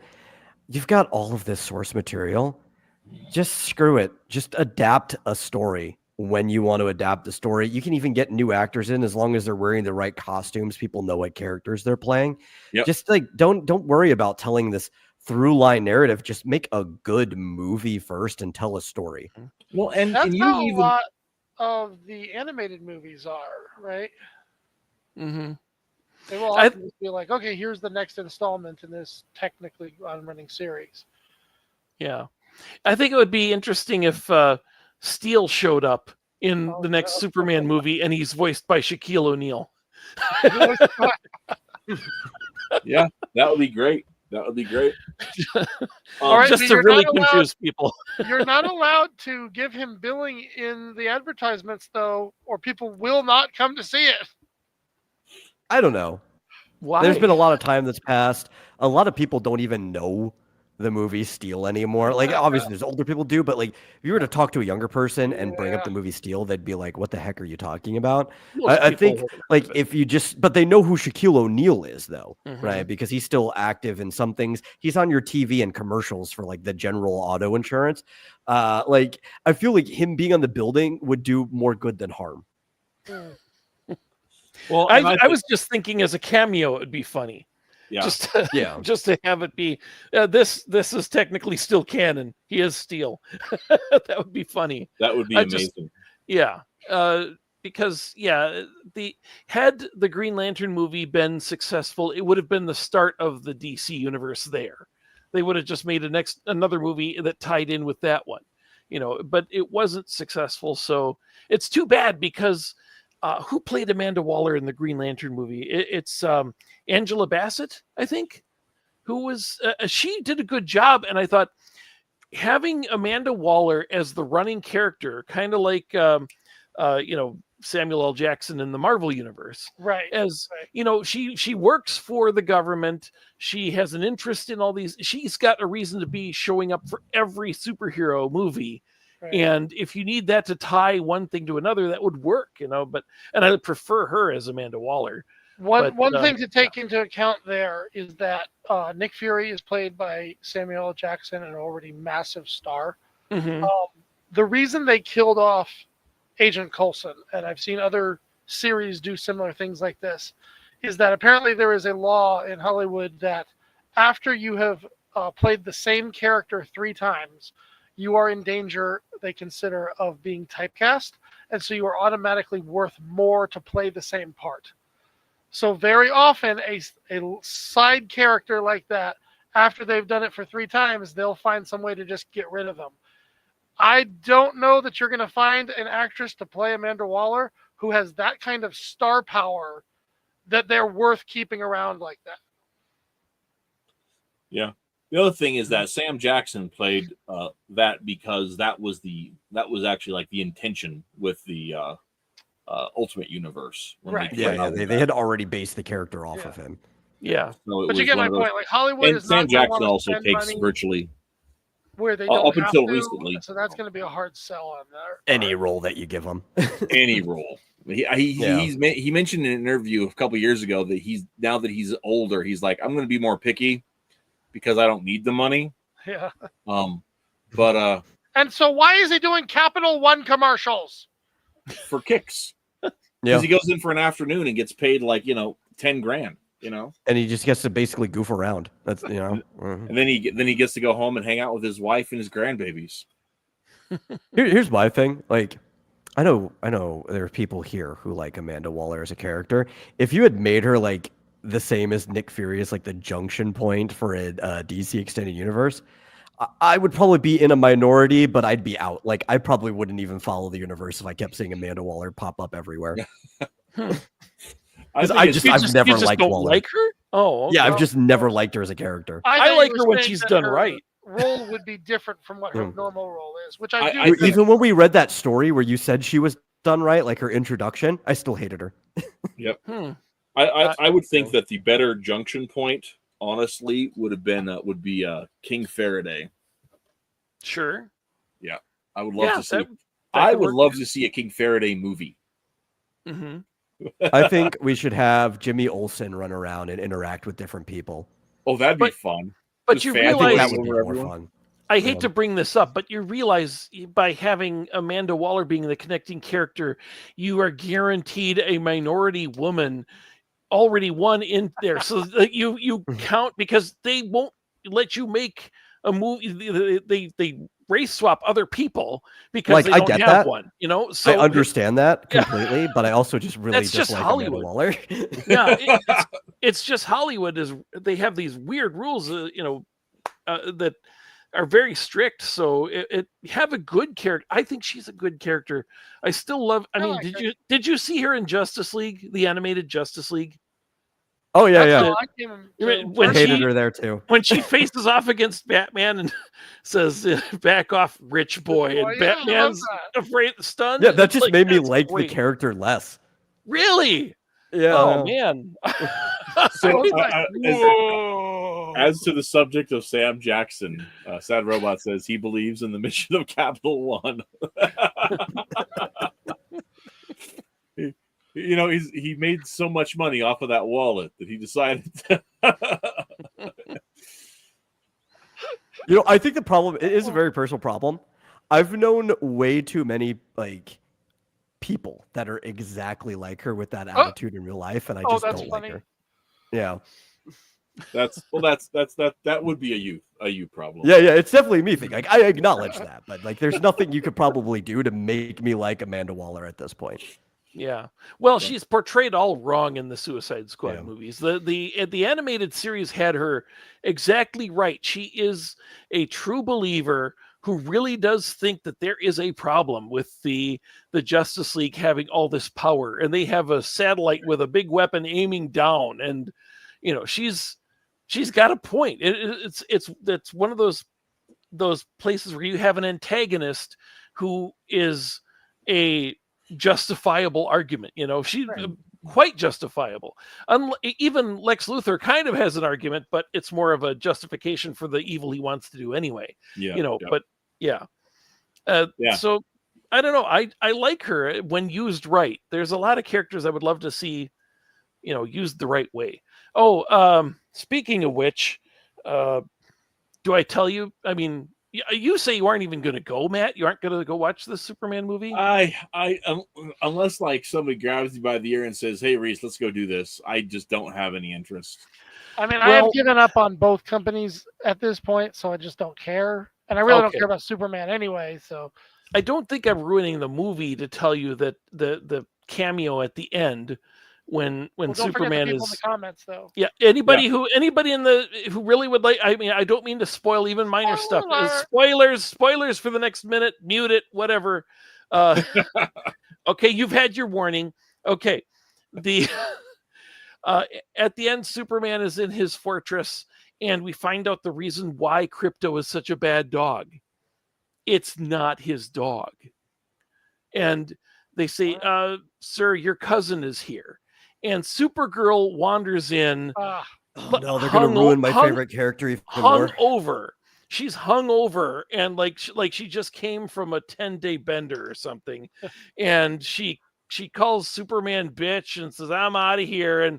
And Superman says, she goes and hangs out on red planets because we can't get drunk on yellow sun planets. So she goes out to red sun planets, and just so she can get drunk. I hate everything about it. Yeah, and she's frolicking with the dog because it's her dog. And it's like Supergirl has... I don't know if that's the way they're portraying her now in the comics. I've said it before. I like Kara Kent. I do not like Kara Danvers. Kara Danvers... The thing is that's not even Danvers, though. Like, that's not how she acts. No. This is what it is. This comes down to it. I'm gonna say this. James Gunn hates women. Mm-hmm. Yeah, he is absolutely a misogynist. He's one of these feminist men that actually hates women and is constantly looking for ways of controlling them and portraying them badly. Every time, I swear, I cannot stand this kind of person. Instead of, and he's just like, "Oh, I'm just treating women as equals." Well, yeah, you hate men too. You're a misanthrope, right? but this is I gotta tell you. Okay, we're still everybody out there. Mute again if you're okay. Lex Luthor has Superman in a prison in a pocket universe where there's no sun. And it's a universe that he has already created and is filled with people. He's got his ex-girlfriends are imprisoned there. Everybody else who ticks him off is imprisoned there. He's going past glass cell by glass cell by glass cell of people. By the way, no toilets, no food. I don't know how you run this prison, but that's the same way they did the cells on the Flash TV show. So there's no food and there's no Loki toilet. And Thor too. Yeah. Yeah, so there's just everybody's just in a glass box looking at each other, and there's so there's all these cells, and his ex-girlfriends end up there, and he puts Eve Teschmacher there too after a point because she ticks him off. So it's I don't know what that says on a larger scale, but the only other thing that I would tell you now that we're talking about just spoilers here is that the main plot is driven by the fact that Lex Luthor debugs he decodes the message from Superman's parents, which was corrupted. Superman has always seen the first part where they tell him that they've sent him to Earth. They wish him the best. They hope that he lives well and they love him. And the second part of the message decoded is, "Please lord it over all the humans. You may need to kill some of them, but bring them to heal." And it's like, and this is not a corruption by Lex Luthor. That is actually what they say. But Superman never got that part of the message. And so he's troubled. Everybody returns against him because he's been sent here to lord over us. Of course, this is one of those, people are easily led sheep things where, everybody just immediately turns against him and hates him, and nobody says, this well, is regardless also in movies known as the third act misunderstanding. Yeah, but it's not a misunderstanding. It is like actually what Well, but it's a they said. misunderstanding that they think that's who Superman is. Yeah. Well, it's The the other idea thing that is based on a simple, misunderstanding with no actual connection to anything. Yeah. And I of course hate all that the type of news networks storytelling more than anything. yeah, all the news networks drive the hatred of Superman and all well, that. And it's just it's really ironic. I mean, to get partisan about this, as people Yeah. know I'm prone to do, it's Mhm. really funny that James Gunn, who is an absolute leftist stooge, yeah. puts this obvious commentary about how Donald Trump was treated for the last 4 years into his movie. I mean, it's really bold of him to come out and admit what the mainstream media has been doing to 45, 47 for the last decade. And how George W. Bush and all the way back to Nixon was treated by the media. It's really brave of him to come out and admit the conspiracy of the media that's going on here. I find Hollywood often, ironically, manages to portray something in reality that They project. yeah. Yeah, I mean, as he's going through that prison, the other thing that Lex has in that pocket universe is all of these monkeys at typewriters who are writing bad stuff about Superman on the internet. Really, So that's where it all comes from. Is monkeys? I mean, they went with the monkeys on typewriters. Yes, Everybody knows what that means, right?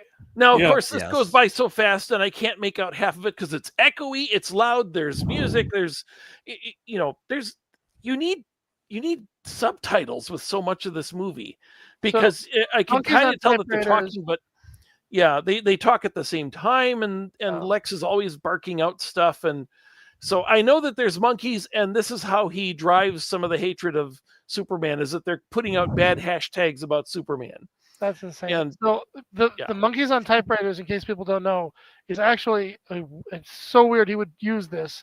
It's a reference to Hitchhiker's Guide to the Galaxy. No, before that, it actually predates Hitchhiker's. It predates. Okay, well that's good. I thought it was probably connected to them, but yeah, the idea that quantum physics. Okay, so you would understand that then. Yeah. No, it's a very old Bob Newhart joke, and he didn't make that up either. That if you put an infinite number of monkeys on an infinite number of typewriters, they would create all the classic works, all of Shakespeare's plays. Also given an infinite amount of time. Right. Given an infinite amount of time, yeah.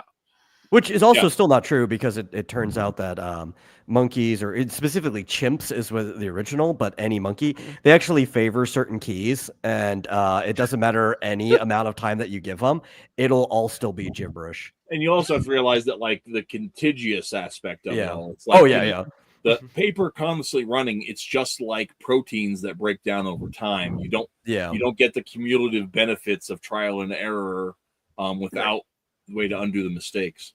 Sad Robot is picking up the theme of these adaptations. The try not to make Batman or Superman evil challenge. Well, I loved what he said about how did she get back, and yeah, that's a really good point. You fly to a planet with a red sun. How are you supposed to get back away from it? I assume she has a vehicle that she is taking to all this. She steals the Supermobile. The Supermobile or whatever, yeah. So that was a fun toy. I love that. I didn't have one. I wanted one, but she probably gets a taxi, right? Like that planet probably has its own. Like if it accepts aliens coming in and out, they probably Space Cabby. Space Cabby. You got it. At the same time, Jinx, you owe me a coat. Are we about to introduce boom tubes? Next time I make it to Minnesota, they pretty much have boom tubes in this movie. That's how he gets to the secret prison. You see why I'm done with these movies? So. Yeah. Okay. So the thing is, I want you were talking about the picture as a whole. And you're saying that like so many parts of it, but you're not sure you like it as a whole. That is exactly like to the syllable how I felt about Zack Snyder's the original cut of not Suicide Squad, the original cut of Snyder's Justice League, where there were all these little moments in the movie that I absolutely loved. Yeah. Right? Yeah. And there was so much cool stuff that was in there. But the movie was less than the sum of its parts. Right. Well, it's like Superman Returns. I love the catching the plane scene, that whole sequence. I love him saving Metropolis at the end. I love the face off with the guy with the gun who shoots him in the eyeball. Oh yeah. But all the rest of it is just utter crap. I love Spacey's portrayal as Lex Yeah. Luthor. I think he did a good Yeah. job with that. Yeah. I like Spacey's Lex Luthor. I actually like Spacey's Lex Luthor's scheme, like the building the island off the coast. I thought that was clever because it called back to the original Land. plan Yeah. from the first movie, right? Yeah. Because it was intended to be a new 3, and I kind of dug that. I understand why a lot of people genius, and his plans keep being about real estate. Well, I mean, that's where all the money is. Yeah. Still, like, They aren't making any more land. And he says, oh, yeah? Found a way. I got Found a you. way to make land. Yeah. I thought that was really I liked Superman Returns for a lot of reasons. I understand why a lot of people didn't like it. But I honestly think that it is in almost every way the logical next step for the Donner films. Yeah. Except that it does not work in either version, whether you're breaking off of the Donner cut or the other one, because in the original, he goes into the chamber, he gets turned into a human, and then he has sex with Lois. So that doesn't make sense that she would have a half Kryptonian kid. And in the Donner cut, they make love, and then he goes and talks to his dad, and his dad says, well, if you're going to be involved with a woman, you can't be Superman. And he makes him get in the chamber. And I'm glad this brought this up, because this is one of the things that really bugs me about this Superman. Okay. Both the Donner version and the new version is that the intentions of Jor-El and Lara are always go to Earth and be a leader and lead them on to be a better people. And it's like, no. Jor-El is desperate to find a way to save his family. And in the end, he can only save his baby. And it's a last minute thing that it's not a great plan, but he puts him in a little rocket and sends him off and hopes that he lives. And anytime you change that to, I want to send him out so he'll be a demigod and he will be a Superman and he must be Superman. And, that's what Donner has. It's like he goes back to Jor-El and says, I'd like to have a wife. He's like, you can't have a wife. You're supposed to be Superman. You're supposed It's to like, why should Jor-El even know what that son is exactly going to do to Superman? I know, like, some retroactive versions they've added that in, but like originally he's just like trying to find a habitable planet he can send his son to, because Superman is supposed to be Moses's story to a degree. Moses's parents didn't want him to be the leader or anything. That's a calling that God gave to him later on. Yeah. And I totally get with that. And that's actually one of the things about the Man of Steel that I did like, was the implication that the idea that of Superman as a new Kryptonian atom as an incidental, right? It was one of those things where it was like, maybe this will work. Maybe we can save our people this way. Who knows, right? And just leaving that open. Hail Mary. The thing about it is that, like, Zack Snyder doesn't have the sense of subtlety or clarity to pull that off, which isn't really shocking. This is Sparta guy, might not be the guy to frame a series of stories about building the future out of. Right. I'm just gonna say, Matt, have you ever read the Silver Age, Bronze Age, the first World of Krypton miniseries? I have read parts of it. I would encourage you to find all of it and read all of it. It really, I love it so much that even when John Byrne restarted the whole thing and he made a new World of Krypton, there's a lot of stuff of his that I liked, but I really love the fact that he's it follows Jor-El's path of him becoming aware of this problem, trying to get everybody over to his side. He gets everybody. He gets a lot of followers. They all come to the capital of Krypton, and he gets them building big space arcs. And all of a sudden, a big ship comes in, shrinks the whole city down while Jor-El's not there, takes away everybody who was believing that he was right. Everybody who was building spaceships, the space program, it's all gone because it's in the bottle city of Kandor now. And now he has a science council made up entirely of people who don't believe him. Oh, wow. And he's trying to, so he figures he has to make a ship for his family. He's made a small demo model that works, and he's making a larger one.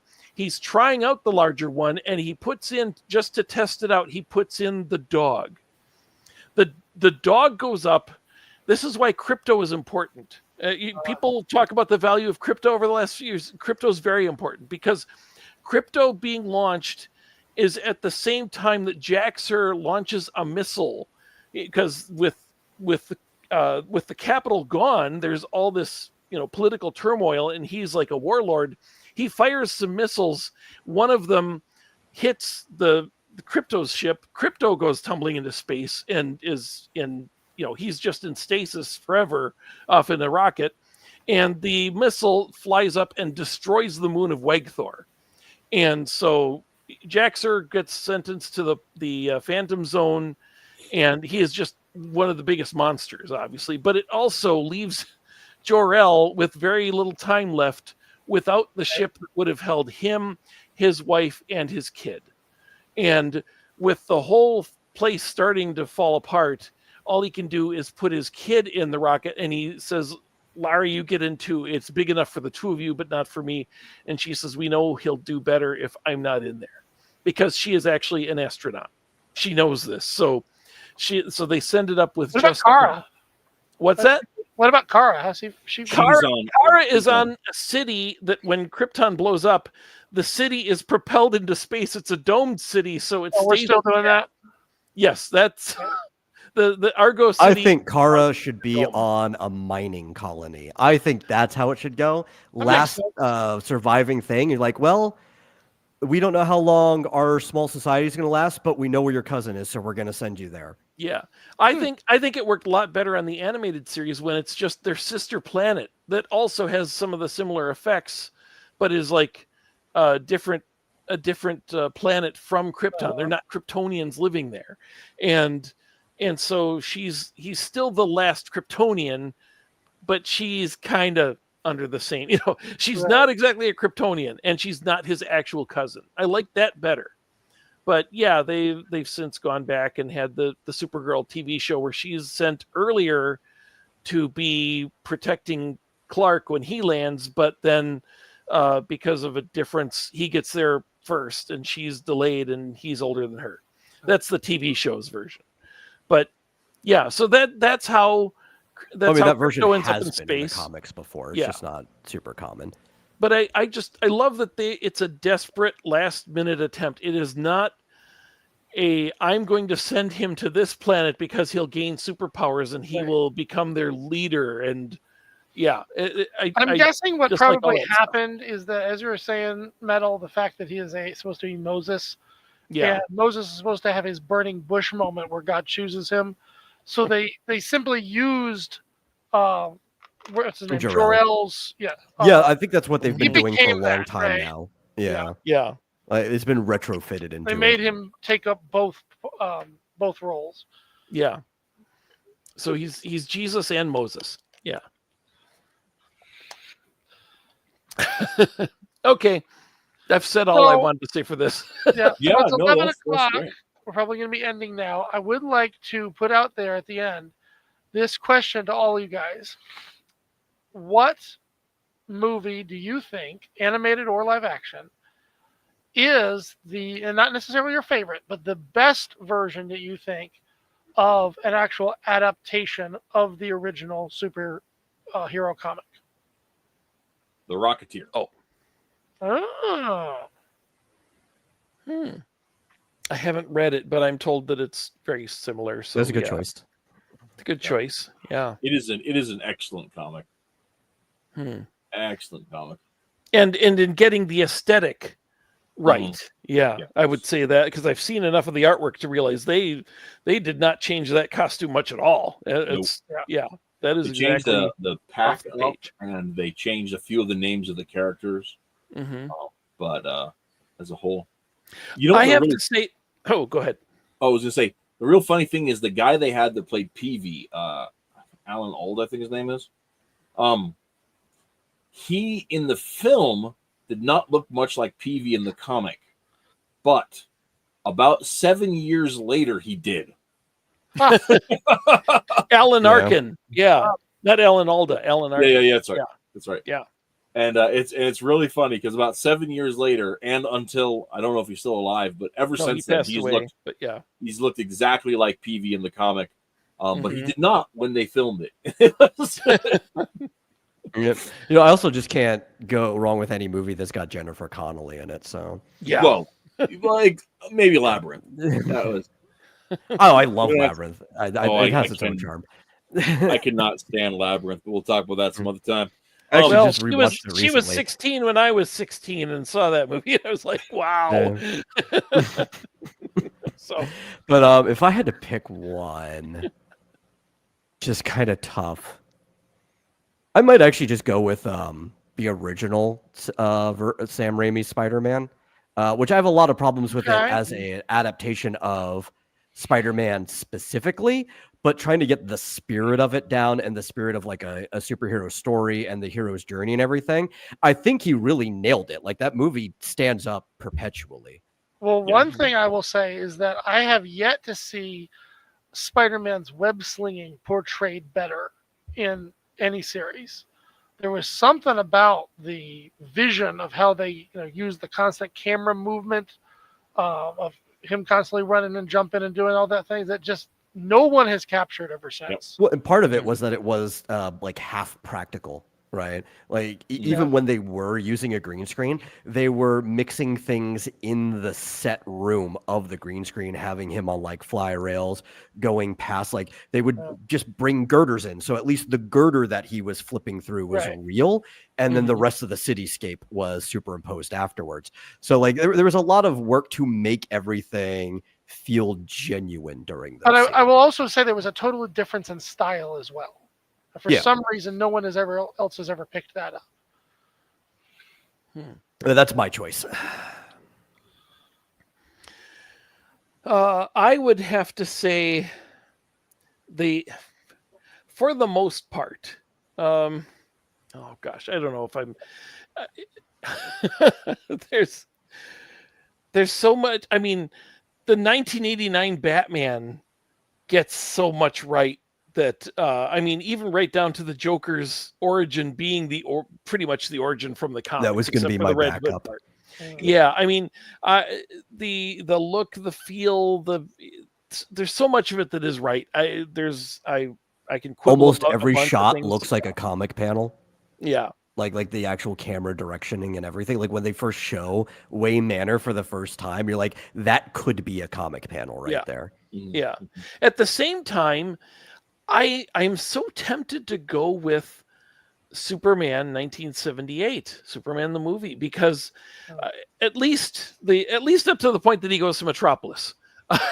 And I you know what, at the time I was so picky. I did not like the portrayal of Kandor, or pardon me, Krypton. I did not like the way Krypton looked. I didn't like the crystal fortress. I don't like that. The land of Oz. I was not seeing the Bronze Age Superman that I wanted to see on screen. It's like this is all very different. You've made this pure white thing where everything is operated by crystals, and instead of a rocket, there's this big dome going wee wee wee wee wee wee wee, and I didn't like that. But everything from Smallville is like perfect. And then he goes to Metropolis, and then Lex Luthor is not the Lex Luthor from the comics at the time. Now they kind of portray him more like they were kind of inspired by Gene Hackman almost. Hey, let's make him more of a businessman and not a mad scientist who builds his own lab and wears a purple and green outfit. And, so at the time I was like, that's not Lex Luthor. What are they doing? Except for the Lex Luthor plot and Lex Luthor's portrayal, I would say so much of it is Superman. I mean, the heart of Superman is there. The heart of Superman, the heart of Smallville, that bit of it, and Superman at the Daily Planet, and how he interacts with Lois and Jimmy and the Chief. It's like, this is really good. I have quibbles basically in the end. It's just quibbles. I've never liked that crystalline thing, and the more and more that they make that official, it's like, I wish they would get away from it and just have him make a fortress that looks more like a fortress. They've also never made a Batcave that looks like the Batcave. There's never a live action dinosaur and a playing card and a giant penny, Why can't you do that just once for me, please? But yeah, okay. So those are my two. I'm kind of torn between them. Who else has to go? And Cartoonist has asked the question. He just hasn't given us ours. I'm literally no. I'm actually scrolling through a list just to make sure I haven't forgotten anything. But I am tempted. Oops. When you ask a question like this, you should probably have your answer in mind before you ask the question. I was curious. I don't think he meant us to answer. I think he just did it. No. I might be an answer. I was just more curious than trying to put my own opinion out there. But I think I am tempted to go with, even though it's not super like the comic, I think it does the best job of portraying what the idea should be, is Under the Red Hood. See, I haven't seen it because it's all right. I hate Red Hood. Jason Todd. Oh. Yeah. See, if I was going to go with animated, I would have went Mask of the Phantasm. Yeah, Mask of the Phantasm. I know lots of people would. I hate to say I've never actually seen it. Oh man, you have to. Yeah. And I gotta say, Hutch, what I mean when I say I hate Jason Todd is the post-resurrection version of Jason Todd. Right. But here's the thing: I also brought him back. I kind of like both original versions of Jason Todd. Mm-hmm. And I think that there is plenty of room in the portrayal of Jason Todd after the crisis, where they definitely could have gone either way, either keeping him kind of a street punk or making him sort of the mellow, happy Jason from the first part. Right. I think there's lots of room for that. I think there's even enough room where if they'd had a different amount of time in there, where you could have seen Jason be the happy-go-lucky pre-crisis Jason, who just finds out the wrong stuff and changes his mind about things, gets a little jaded, and before he can get himself square again, runs into the Joker. Yeah, I think there's lots of room for that in there. But they should have never brought him back to life. I don't think so either. Yeah. He was way better as a character. They didn't even have a good reason for it. It was like Superboy punched time and brought him back. Yeah, it was because there were writers in the house in the bad offices who wanted to play with have a murderous foil for Batman to play against. Well, that's the thing. That's where I feel like the movie does a better job actually of doing what the comics were trying to do. Well, the thing that frustrates me about that is that you already had that. His name's Tommy Monaghan, and he's amazing. So not a clue. He's the Hitman. You're not going to get a better foil for Batman's version of non-violence, so to speak, than Tommy Monaghan. And it's Monahan, isn't it? Maybe I think it's Monahan, but anyway. It's a GH, so it could be aspirated as opposed to said. Yeah, pretty sure it's Monahan, but yeah, okay. Yeah. You're probably right. Anyway, the point is like he's a great character. Mm-hmm. He's already got all that stuff built in. You don't have to have that conversation with one of Batman's kids for it to mean something. Yeah, of course, Tommy Monahan's dead. Yeah, the Hitman show. Yeah, but like in modern comics, you could just do whatever you want with him. Like you could have a Well, continuity where he's not dead. But that's part of what I'm saying, though, is like that Yeah. story's already been told, right? Just go get the back issues, dude. Yeah. You don't have to Yeah. keep rehashing the same stories again and again and again forever. Yeah. The Bat Cave is way too crowded now. There's way too many people in the Bat family. Yeah. Oh, I like the Bat family though. Mm. Mainly I because like the Bat family too, but they don't all have to be there at the same time. Like, Yeah. I like get it that. was. I like it- that Nightwing's off doing his own thing. You know, that's kind of cool. or even like there was like all of that aside, Tim Drake was always back when Chuck was writing him, and I think even when Willingham was writing him, it was always a temporary gig. Yeah. Mhm. And Yeah. there's, and I didn't like the way they introduced Damien, but there was I think he even got a by lot that better point- after the New 52.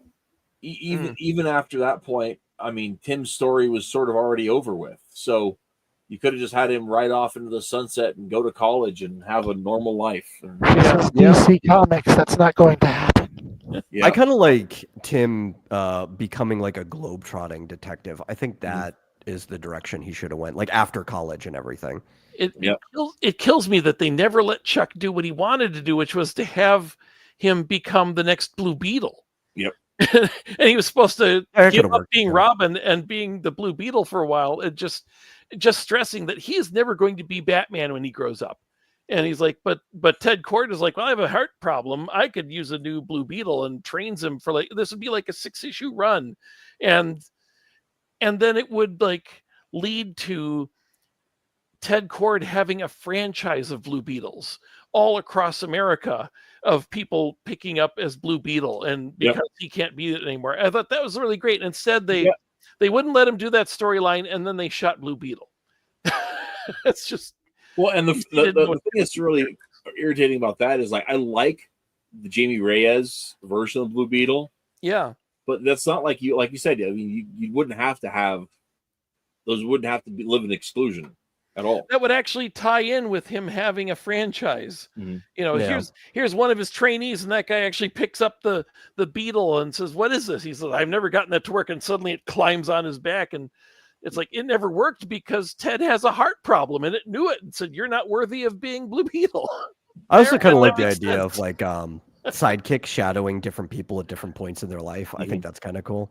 Well, and that was built into Tim's story from the very beginning. Yeah. Well, not the very Yeah. very beginning, but that's what Chuck was brought on to do. Yeah. Was that first miniseries, and that Yes. was Tim following Bruce's globe-trotting path to learn from the masters that Bruce learned from, Mhm. and he ends up being trained by Lady Shiva. How cool is that?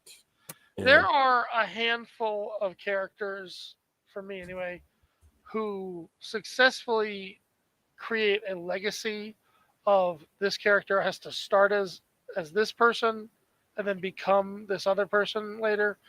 For the rest of them, I can get really irritated with the way that DC just shuffles characters around all the time and is constantly swapping out masks.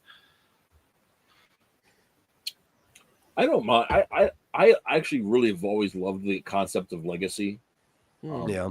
So I like that part doesn't bother me too much as long as it makes sense, right? And so it's like one of the things they had in there is like that DC was doing is Batman was training. There's a whole series of Robins, and there are other people that Batman was training or were getting trained by them, and there's the Blue Jay and a bunch of other characters. Spoiler. But the thing that I found like disliked about what was going on there is that tons of these kids were in on the secret, right? They knew that Yeah. Bruce Wayne was Batman, Mhm. and like the outsiders didn't even know that Bruce Wayne was Batman. Yeah. So that was one of these things where I was like, That's Yeah, the because only by the people time who they did should the Outsiders, by the time they did would the be if, Outsiders, they like- realized how stupid that was and that he shouldn't be telling everybody. yeah. Yeah, Yeah. that's all. I think the only people he should tell are people who are actually like legally his ward at the time, right? Okay, one of the best moments from the Superman movie. Again, anybody out there who's going to go watch it, just don't listen for a minute. Lois Lane actually goes to the Justice Gang to talk with them about some of the problems that are going on, and she says, I know Superman. That's all I'm going to say. And he's got some issues, and so I'm looking for some help.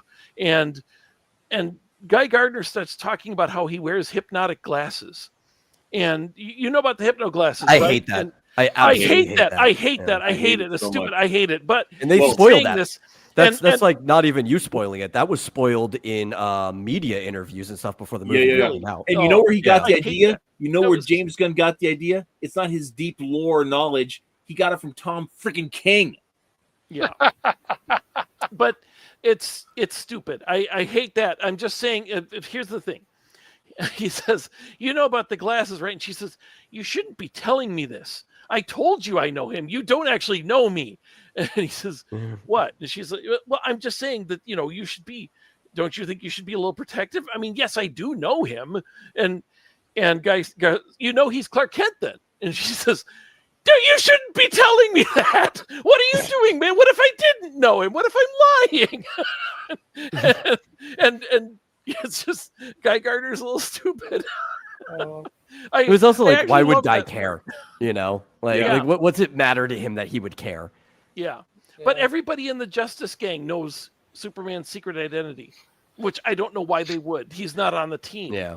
The thing is, we may argue over whether or not the Clark Kent Act is going to fool people. Mm-hmm. But the fact that they had to put together a supercomputer to figure out who Superman is, nowadays Facebook could do that in 5 seconds. Yeah. Well, Right. yeah.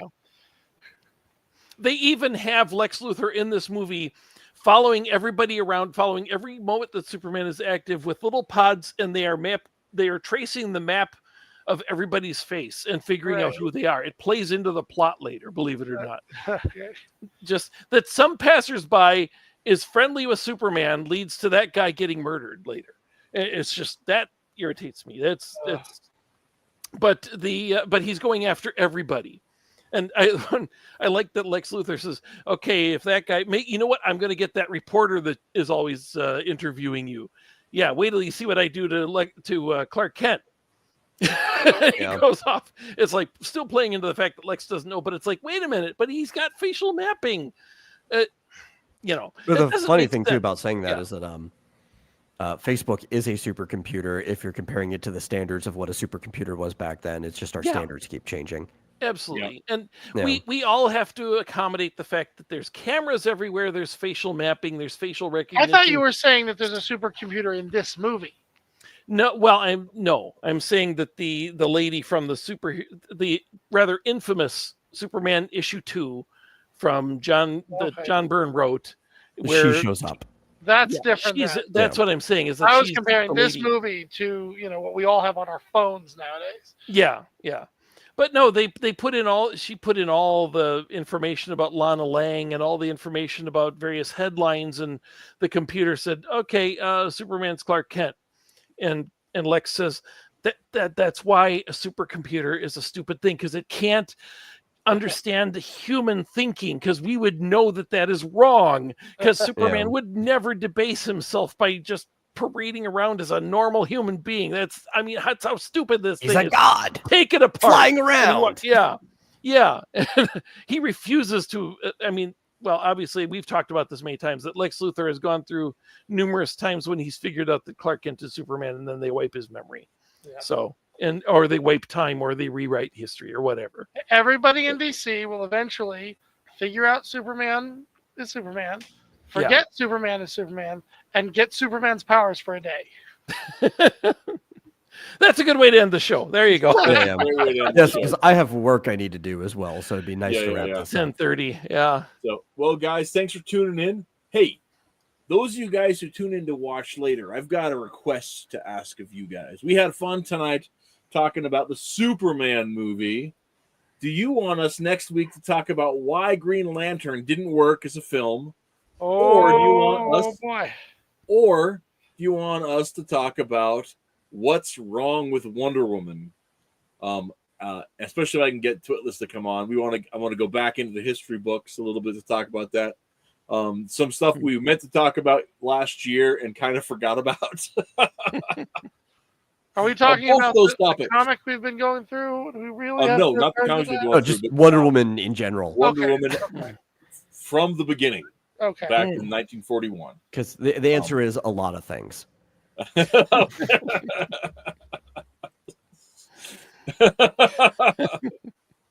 Lantern suffer. I'm not Now- suffering. now I I have to- enjoyed that movie. I think it's bad, but I enjoyed it. I have to go rewatch it now. Ugh, Yeah, we're not going to I talk saw about it it in right now. theaters. Yeah. But I did too. yeah, but I saw it on Blu-ray. Yeah. But no, it wasn't. I didn't have a Blu-ray player then. I'm wrong. I'm too poor to have a DVD. Blu-ray player then. I'm gonna go watch it in 3D. There you go. I'll rewatch it in 3D since I've That's never amazing. actually watched it. Amazing. So we will hopefully by the weekend we'll have had enough people chime in to say so, and we'll make our decision at that point. And those will be what we'll pick from there. And I think week after that, maybe we'll take a look at was it Hush we were going to look at the next Batman thing we're going to read, or was it Long Halloween. Yeah, Long Long Halloween. Yeah. That's the one. Oh, but not next week. Next week you guys get a pick. It's potluck. Enjoy. Yeah. Well, I also have next a time. recommendation. Oh. If you like Superman, because that's what we were here talking about, you might like A Hymn of Valor, which is an X Dynamis Chaos story. I dropped number 1 right there in the chat. You can find it. It's a similar type of hero. And until next time, get out there and read some comics. Vote Green Lantern. Okay. We'll catch you guys later.